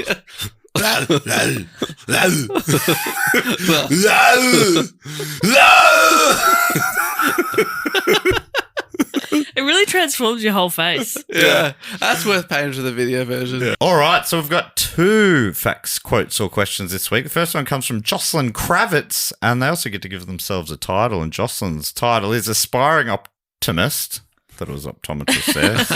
So if you were wondering why I had a weird pause mid-word, Aspiring Optimist, Jocelyn has a quote writing, "Everything will be fine in the end. If it isn't fine, it isn't the end." Very reassuring words from Maxine Gray, played by the inimitable Tyne Daly on Judging Amy. If you want a happy ending, that depends, of course, on where you stop your story. A similar but less reassuring quote from Orson Welles. That's good stuff. There you go. I Jocelyn like that liked quote. those, yeah. I like that. But Judging Amy, never saw that. No, I never saw it either, but familiar with her face from the ad, and then she was in Old Man, and I'm like, hey, it's Judging Amy, I guess. I don't know if her character's name was Judging Amy. Yeah, first name Or- judging. Beautiful name for a boy or girl. Now, our second and You final. should call her Judd. Oh, Yeah, I'd call her Jing. Yeah. Oh, yeah. Jing might be a middle name. Jing. Maybe it is Judd. Judd Jing. Judd Jing. Judd Judd Jing. Surname Amy. Imagine Judd Jing and Dean together. Ding, ding. Ding ding! Judd Ding! Judd Ding! The next one. What a mouth. Yeah. What a mouth. That Judd Jing, I don't know, it sounded like who plays Hal in Sound like Bryan Cranston? Brian Cranston, thank you. Wow. Yeah, wow. Yeah. Thank you so What much. a compliment. Wow. Fantastic actor. Mm. You see that clip that gets played a lot of him, the outtakes of him on Seinfeld, where he's Yes. like, oh, Yeah. well. Yeah. He just does like that sort of awkward look 5 different ways, and it really cracks Jerry up. Yeah.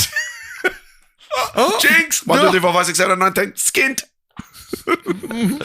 Matt Stewart. I think that game's evolved since I was a boy. No, that's what the kids do based on what was on Bluey, I think. Oh, skint. Skint. Out of cash. I guess so. The next one comes from Nick Verderosa, aka Chief Bracketologist, Ooh, with a what a suggestion. It is getting deep into the college basketball season, and March Madness is almost here. When did you write this?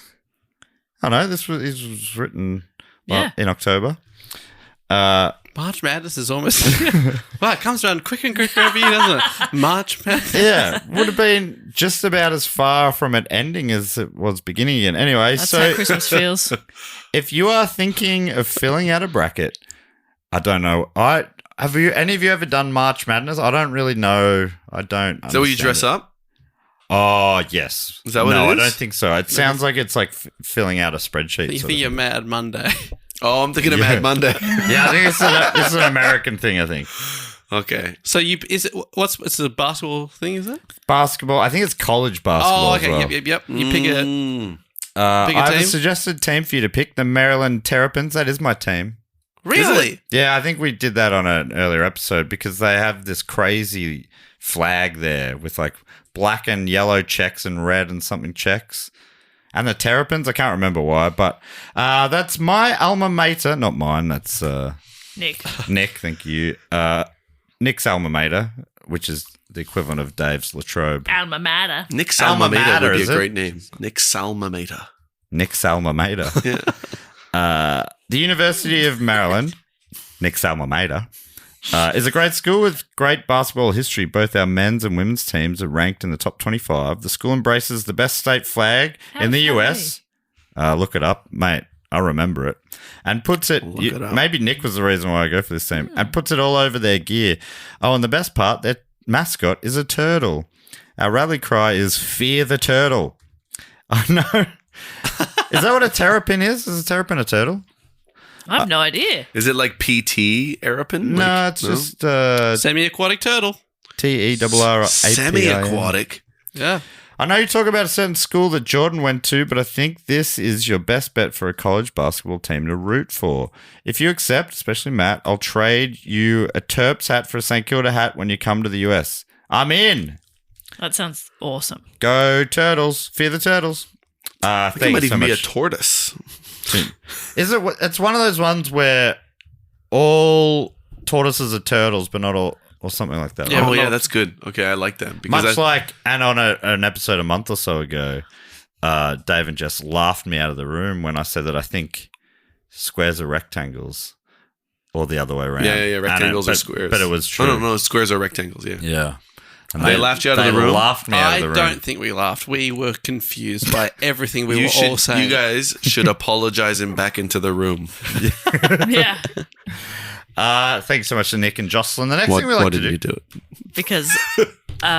Because we have not done any improv training and we did not know how to yes and you just said. We just went, oh, what? No, that's okay.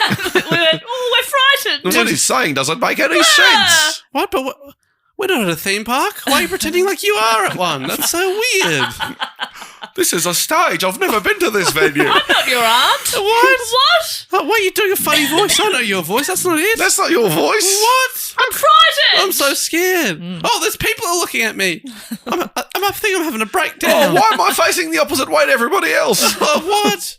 Oh, there's a show. Shh, there's a show. Let's sit down. We're interrupting a show.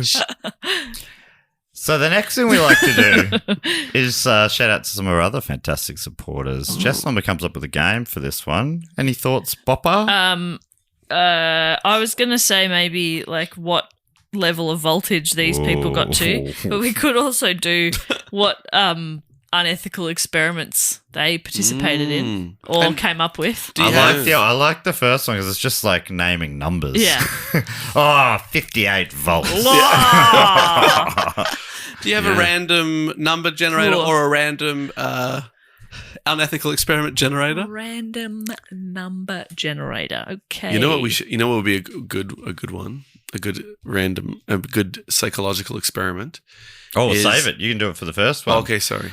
So these people are on the shout out level or above. And maybe I'll read out some names here. Thank you so much for your support from Sheffield in Great Britain, Kate Riley. Oh, KT Riley. Oh, Kate Riley, how are you? Do you want me? And then I create a thing for her. What about this? It's you take people who really need to piss, and you make them think that they're going into a bathroom area, but then they get in there and it's kind of under construction, and the door closes behind them and they get locked in there. Ooh. And then it's kind of like there's various things in there. You kind of see what thing they end up pissing in. Oh, that's great. They're very receptacles. Yeah. And what do the results show you? Well, they will show us, whether or not, people prefer to go for a wall or to go into a pot. For some reason, I feel like I'd be drawn to the corner. Yeah, corner. That's a very animalistic thing, Right. to keep it away from your sleeping quarters. Yeah. No, that's the same corner I sleep in. That's my sleeping corner. Well, maybe you could take a pot into the corner. I mean, yeah, that's great. I mean, if you can find a pot in there and you can find a corner. Yeah. Who's just grabbing a receptacle and going into the middle of the room? I'm going just inside the door, so when somebody comes in, I'm there squatting going, hey! Oh, hey, what are you doing here? My instinct will be to lay down right in the middle. I debrief. Yes. Debrief. Like that, point it straight up. Yep. And then piss. Like that. That's great. Thank you. Rugby league mode. Yeah. The bubbler.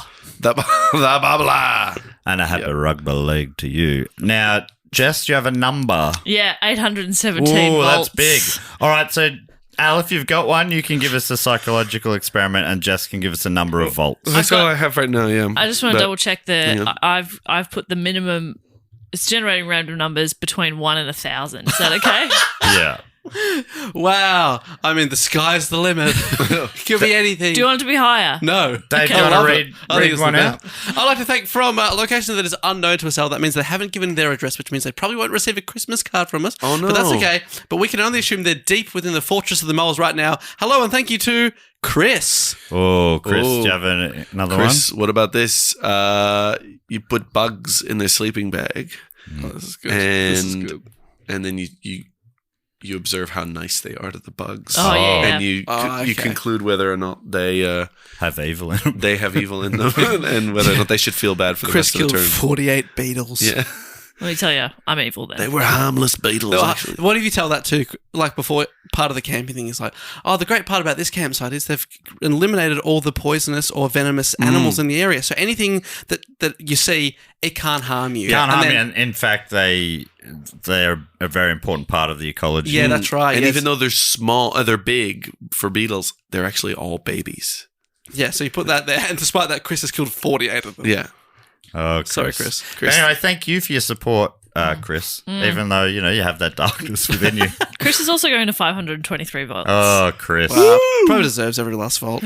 Oh, is he copping it or is he giving it? I thought he was giving Well, it. he's getting it after the Yeah, beetle well, experiment. what about, and then it's revealed to Chris that a person on the other side of the world is in fact Paul McCartney. Oh. And he's killed the 49th beetle.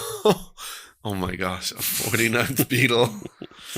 So many beetles. I didn't realize there was that many Beatles. I knew of Stuart Sutcliffe. That's why there's George Martin. List is endless. Yeah. That Eddie Izzard is the fifth Beatle. Hoffenator bass or whatever. Yeah, the Hoffner. From Address Unknown. If you want to, you can change your addresses in the Patreon. Or Adam, if you want to be in next year's Christmas card list. Anyhow, from Address Unknown, only can assume deep within the Fortress of the Moles, thank you so much and welcome to my mouth, Grace. My mouth. My mouth.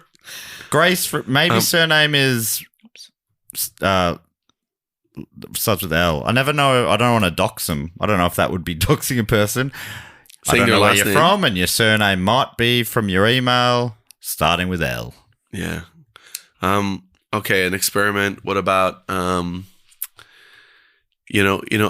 said that relativity is like, when you spend a moment with a beautiful, partner, it lasts for an instant, but when you sit down on a hot plate, it feels like an eternity.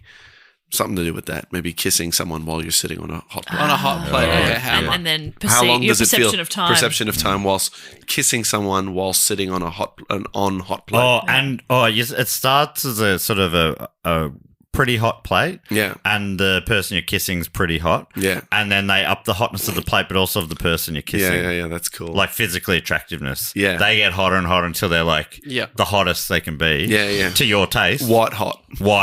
So I wasn't supposed to mean that. I didn't mean racially white.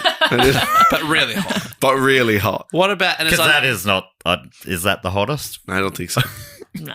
And it's unethical because it turns out that the person you're kissing is in fact an actor and they're not attracted to you at all and they did not like your stories. And then he goes, you know what, I don't. That doesn't bother me. Because I got to kiss you and you were hot. Oh, yeah. And Al's one isn't actually white. It's like... It's the Wayans brothers in White Chick. Yeah. It's fake. And you're like, oh, no. Oh, like that. You were so hot moments ago. Every way along the way, they were all Wayans brothers. The whole kissing level. That's how they've been deceived. They're like, at least I got to kiss heaps of people. Damon Wayans. Goes, no, I was just two Wayans brothers. Yeah, you kissed Marlon Wayans. Yeah, Marlon Wayans. You kissed Damon Wayans as Major Payne. Whoa. When he breaks that guy's finger. Yeah. Oh, that's terrible. I haven't even seen that. It sounds awful. Yeah, It's for humour. It's for humour. It's to make him forget that he's been shot. Oh, okay. Yeah. Sounds hilarious. Yeah. And 962 volts. Whoa. Wow. Well, he's probably killed him. Let's then. top it out. Is that right? Yeah. I'd like to thank from Port Neches or Port Nesh. Do you know this place in Texas, Al? Port Neches. Port Neches. Oh. Canada's famously close to Texas. I thought you'd know a bit about this. Mitchell Blackburn. Yeah, I know the port bit.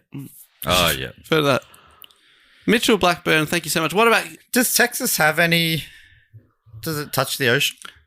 Yeah. Oh, yeah, because I'm down south. Yeah. I'm like, it's right in the middle. Yeah, remember they've got the Gulf of America now. Yeah. Oh. It's that big. Oh, my goodness. What about... If I have a suggestion for you. What if please. Mitchell Blackburn is auditioning for a musical? Yeah. Okay. That's torture. Yeah. That's torture. They look out. Everyone, the longer they sing, the more people in the crowd pass out, possibly die. But they see Andrew Lloyd Webber in the front row loving it. Yeah. Looking like they're going to get the part Yeah, in his next He musical. says one more and you've got it. Yeah, but You know that you might be killing people. You might be killing people. And they're like, it's a retirement village. Yeah. They've shipped in. So you're killing old so people. they're old. So you're killing old people. Andrew Lloyd Webber goes, yeah, the longer you sing, the more likely you are to get this. But he's like, he's evading. Yeah. There's a cheering. He's saying, more, bravo, bravo. But then you see, boy. And you start to say in your mind, you're like, well, maybe this is how they'd like to go. Yeah. Maybe they're dying from joy. Yeah. The hills are alive. I'm dead. So you got a room full of old people acting. Yeah, and an old person loving it. Angela Lloyd Webber. Imagine how great that would be for the old people to just have a day outing where they get to act dead. Oh, I'd man, love I'd love that. it. They'd I'd love love it. it. And Yeah, then true, I'd do it now. new testers, they get to sit down on their chair. They'd love that. They love to sit down. And They'd then- probably have sandwiches and a cuppa or something. Yeah. Love that. And then the sandwich. real brutal, afterwards, I'll be like, the debriefing will be, sorry, don't worry, you didn't kill any old people. And they're like, oh, and did Andrew Lloyd Webber really like it? Oh, no, he thought you were shit house. He said That was the fakest bit of all. that was great acting. Yeah. But it is Andrew Lloyd Webber. It is Andrew Lloyd Webber, though, yeah. And the unethical part of it is musical. Yeah. Unless it's songs from Annie. You'll never fall at rest without a smile. Without a smile. 2 cares what you wear. And 478 volts. 478 It's a hard knock life for us. It's a hard knock life for us. Andrew Lloyd Webber's going, I love it, brother. Jess is a dying old person. It's a hard knock. Oh, we're doing a remix. Yeah.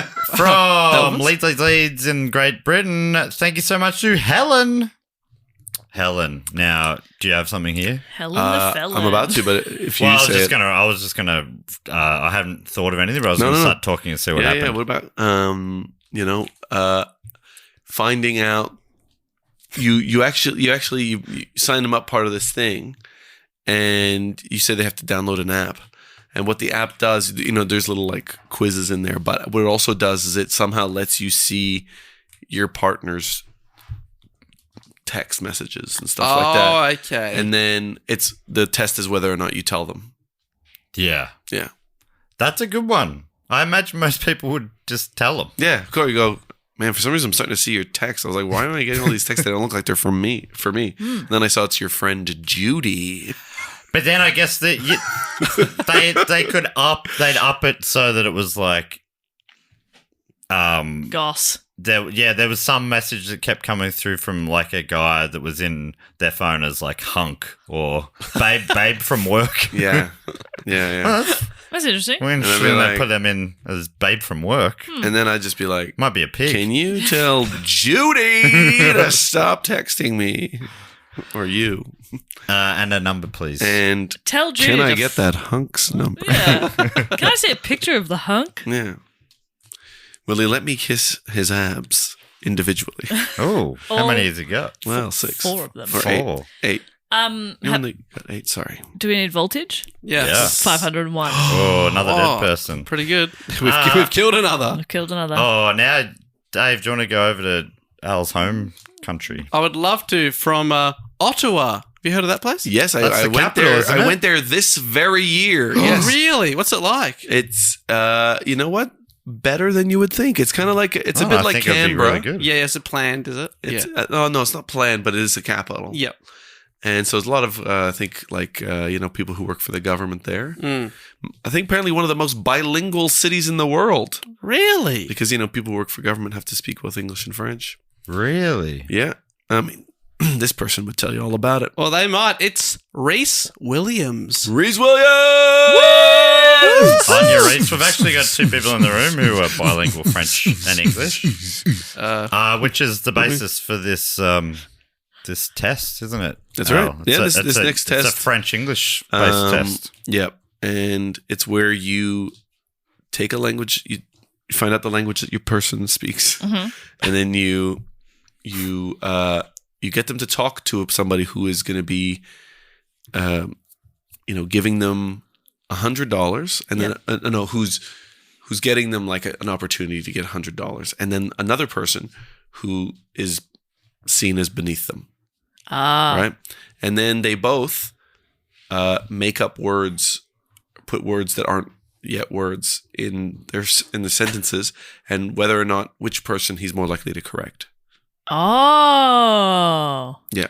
That's interesting. It is interesting, yeah. I like that. I was thinking a similar sort, or not similar, but the two, you'd find out what language they speak. Yeah. And you have them in a scenario like at a barber shop or whatever, they're getting a free haircut. Nice.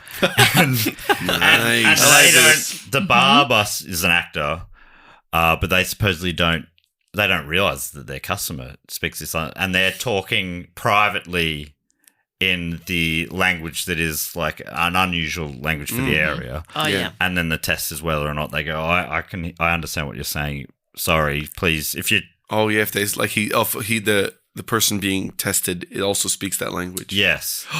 That's a great. So the testers, will they say, I'm sorry, I know you think you're having a private conversation, but I understand every word you're saying. Like, let's say it's Alexi Toliopoulos. Yeah. And then the barber starts speaking Greek, and he's like, here's my opportunity to listen to some Greek, but Alexi's way too friendly. He would go, oh my God, what an opportunity to speak a language with a that I thick enjoy accent. speaking. Hey? Is that what you I started doing an accent and I went, that was not right. Yeah, he sounded from New Zealand. Yeah. Oh my God. I'm from New Zealand. Everybody's having a really bad time with my accents. Do we have a number for Reese? 304. Ooh, that's still probably dead, That's is it? painful. It's pretty bad. I don't know what the number... What's the death number? 400 and something, though. I think it was before 450, wasn't it? 450 was the top. You command a lot of authority. Me? Yeah. Thank you so much. I have a strong personality. From Gwynville in New South Wales here in Australia, I'd love to thank Georgia Laker. What about this one? We were talking about wedgies for a little bit on the show. Somehow a wedgie came up. Yeah, we're going to wedgie your mum to death. Yeah, wedgie mum to death. What about it's a situation where there's 3 people. You're there and there's 2 actors. You're told that when you pull your underpants down, someone else's pants go up. So they get, as in and they're already wearing them. So they're getting a wedgie. So the more... Yeah. So you can't take your underpants off. The more nude you get, the more wedgie they get. And then your crush walks into the room and says... I'd love to sleep with you right now, but I need you to take your underpants off. How long does it take them? How quickly do they rip the drawers off, or do they feel bad about the person in the next room? Well, there's other options, of course. Just slide them across. I was going to say, but pull them to the side. That's why the crush said, no. It's not ideal. The crush has demanded that you take your pants down. I'm taking my pants off. Well, then you've just given someone a horrific wedgie. Oh, yeah, but I don't know that should be 100% true. Well, you've just committed an atrocity. I have magical underpants. Lock her up. Lock her up. We know she's evil. Lock her up. She's pure evil. Lock her up. She's pure evil. It's because my underpants are connected to yours, aren't they? Yeah. No, please, Jess. I know you want to sleep with an actor that you love. Shut up. But please, I don't want another wedgie. Oh my God.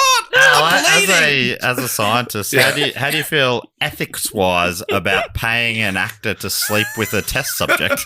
Well, but you don't have to pay him. He wants it too. Yeah. But as soon as your drawers are off, Al walks in and says, sorry, your crush doesn't want to sleep with you. This was all an experiment. Yeah, I mean, that feels less ethical. And now you're nude. And Dave's been wedged to death. Yeah, that was real. And there's a camera there, and a camera there. And 716 volts. Oh, that's huge. Yeah, definitely dead on that one, I reckon. I would like to thank now, second last here, from a location that is unknown to us. Probably deep within the fortress. We're having fun here, aren't we? I would like to thank Lewis Ramsey Mackay. Ramsey. Lewis Ramsey Mackay. Ramsey makes me think sheep, Hal. What kind of a sheep? So he said your test subjects arrive at a sheep station. It's shearing season. Yeah. What's the experiment there?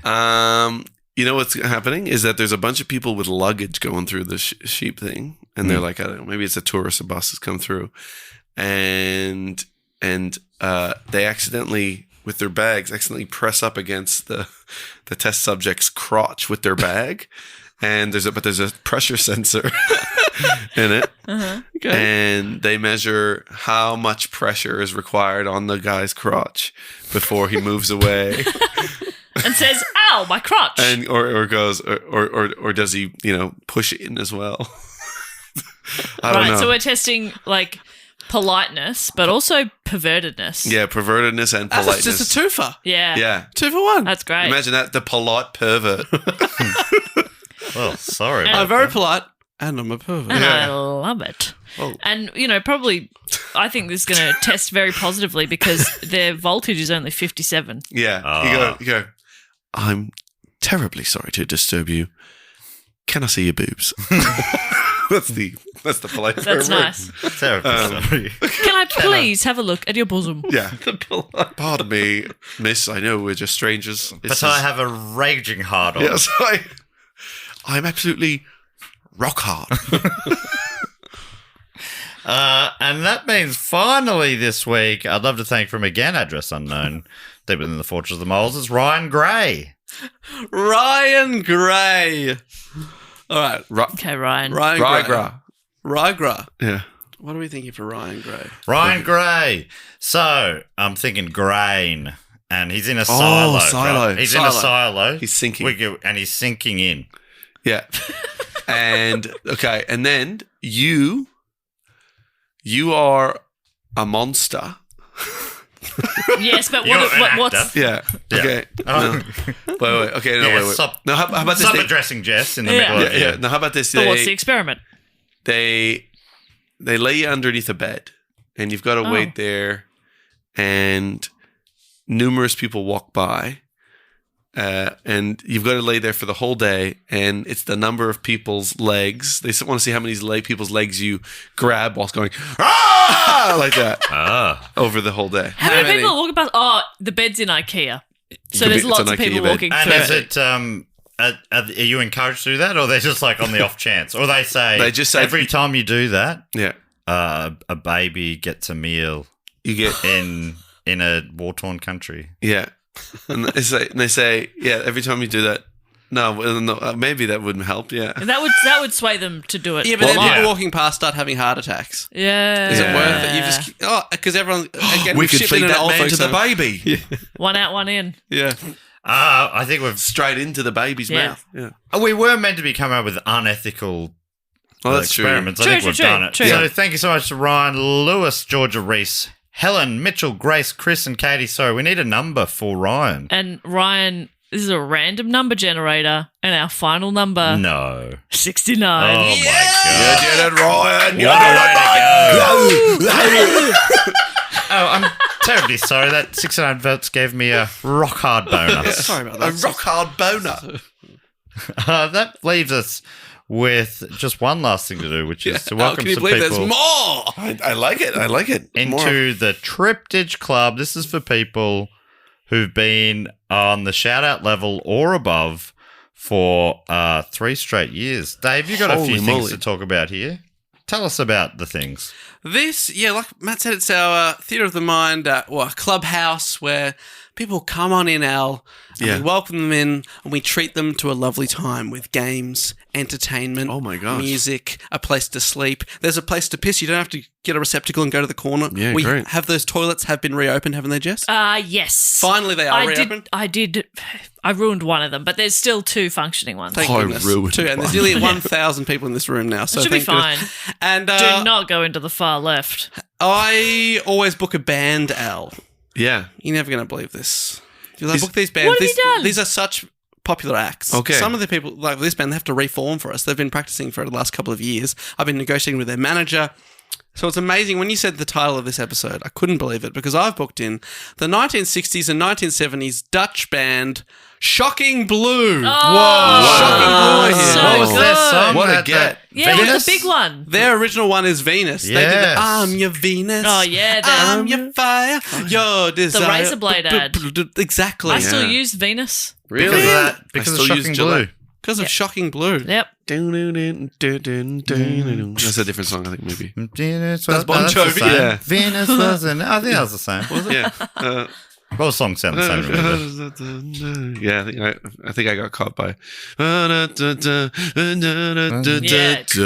definitely do Bon Jovi now, yes. I'm your Venus.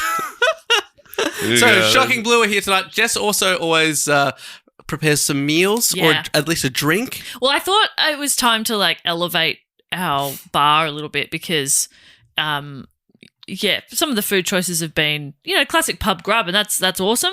But when you go to a fancy restaurant and you have tiny little portions. Oh, yeah. I thought this time food and drinks could both be served in millimeters. Oh, that is fun. Length.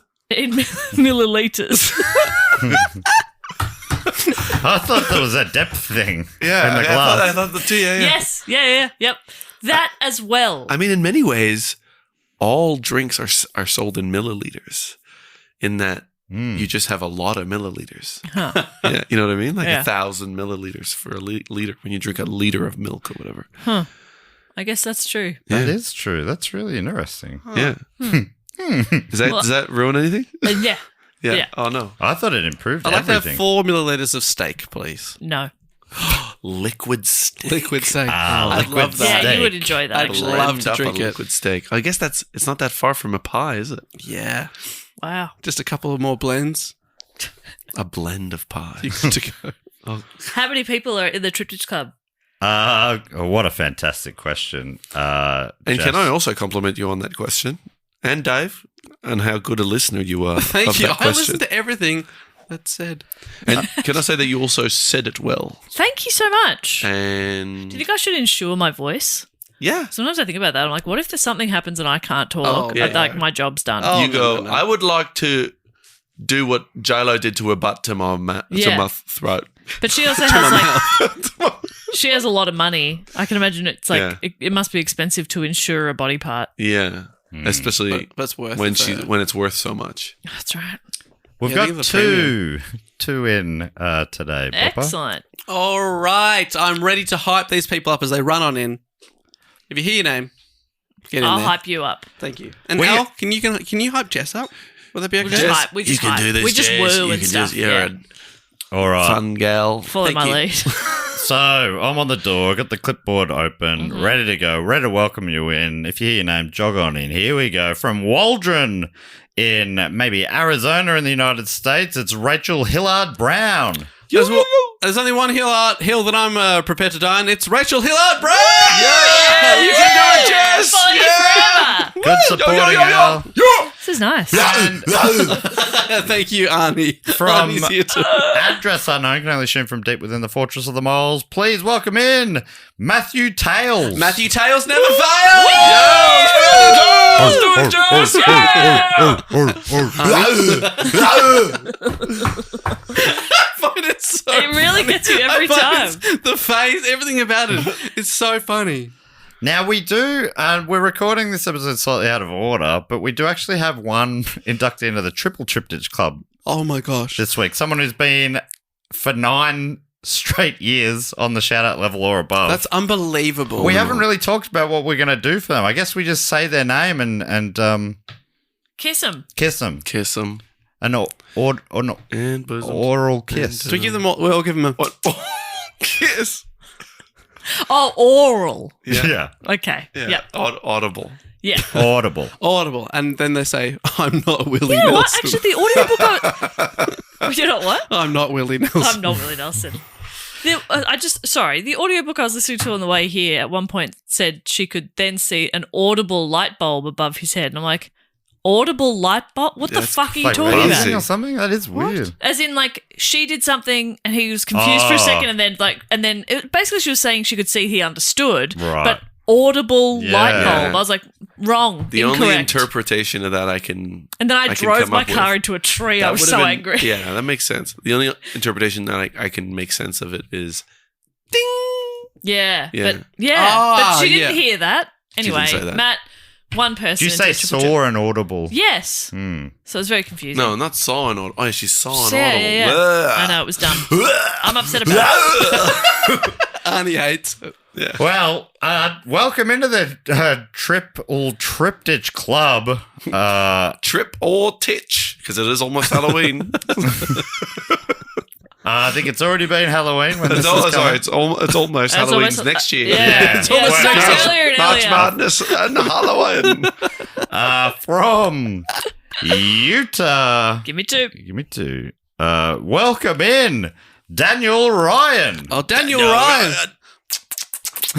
That can't be what we stick with. It's really good. We all kiss him. We might need some feedback. You're right. But, yeah. Yeah, you're right. This is coming out after because we had to record now before Al goes back to Canada. But by the time this comes out, we'll have something else. But for now, Hope that's Thank you, okay with Daniel you, Daniel Ryan. I just want to say, like, in the Triple Triptych Club, the kisses are consensual. Yes, of course. That's right. Daniel feels okay about this. Yeah, Daniel actually loves it. In the you actually 9 have, years, You actually Daniel. have to consent to it in this club. Yeah. he waited 9 years for that. Worth it. There's enthusiastic consent and there's also compulsory consent. Compulsory You're consent. compulsorily enthusiastic Yeah. about your consent. Read the T's and C's, Yeah. mate. You've consented to this. Sorry, Daniel. And thank you, Daniel. 9 years. That is an amazing effort. Great Honestly, effort. Thank you, Daniel. We can't thank you enough. You're amazing. Well, that brings us to the end of the episode. Al, where can people find you? You can find me on the Two in the Think Tank podcast that I do with Andrew Matthews. From the Two in the Think Tank podcast. And I, at A. Tremblay-Birchall on Instagram. You can find me. You got doing any festivals over in Canada coming up or anything? No, but I'm always on the edge of about to start making a lot of stuff, and I feel like I'm on the edge of start making a lot of stuff. Maybe I'm going to do a podcast where I debunk fun facts. This actually episode has only reinforced my belief that there's no fun facts. Really?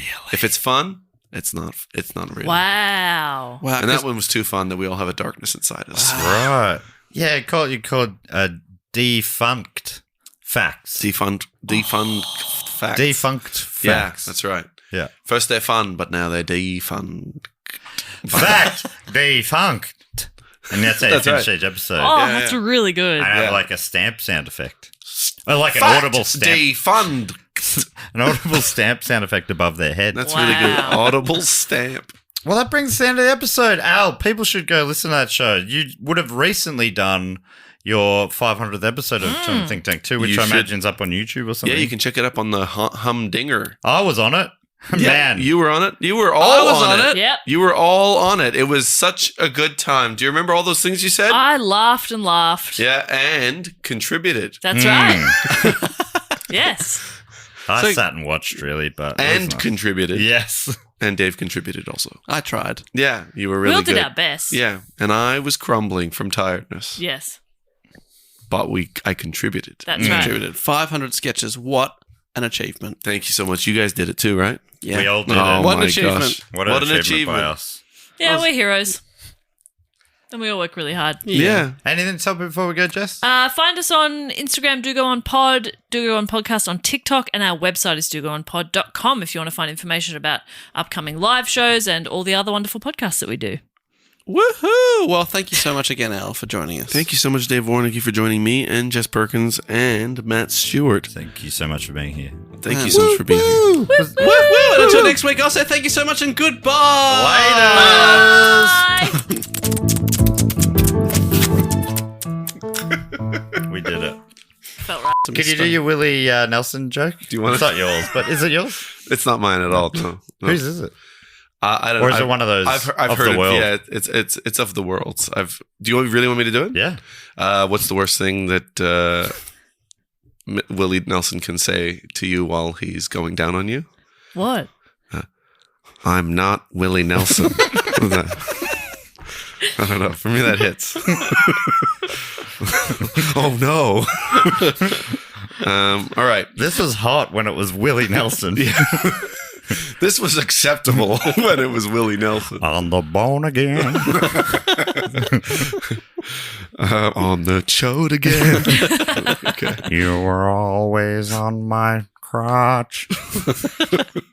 Now I'm on him. Fuck. I'm returning the favor. All right. But is he a Willie Nelson impersonator, or is just like? And I guess the backstory of that is that he had either not corrected him, like it's possible that he was saying, "I'm Willie Nelson." Yeah. If you want to go back to my room, or the guy said, "Willie Nelson." Oh my god! One thing led to another, and the guy just never corrected him. Yeah, I think that there's a chance that he is just an old guy with white braids, and at some point, things progressed, and then I said, "Oh, Willie Nelson," And the response was, I'm not Willie Nelson. Yeah, okay. Oh no, that makes more sense because otherwise it's just like the guilt's finally got to him. Yeah, mid blowjob. I mean, By the way, I didn't know this podcast was so raunchy. I didn't know we could talk about this kind of stuff. It's only raunchy when you're here. Okay, great. You have that effect on Matt. You or Kirsty Weebeck. Yeah, that's true. Kirsty Weebeck does get very raunchy. Yeah. Yeah. Gets horny. I mean, God, we all get horny, don't we? That's why we have children. I do.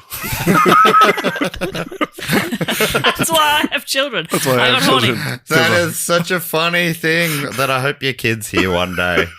Oh, Dad couldn't bloody control himself. Daddy, Twice? absolutely.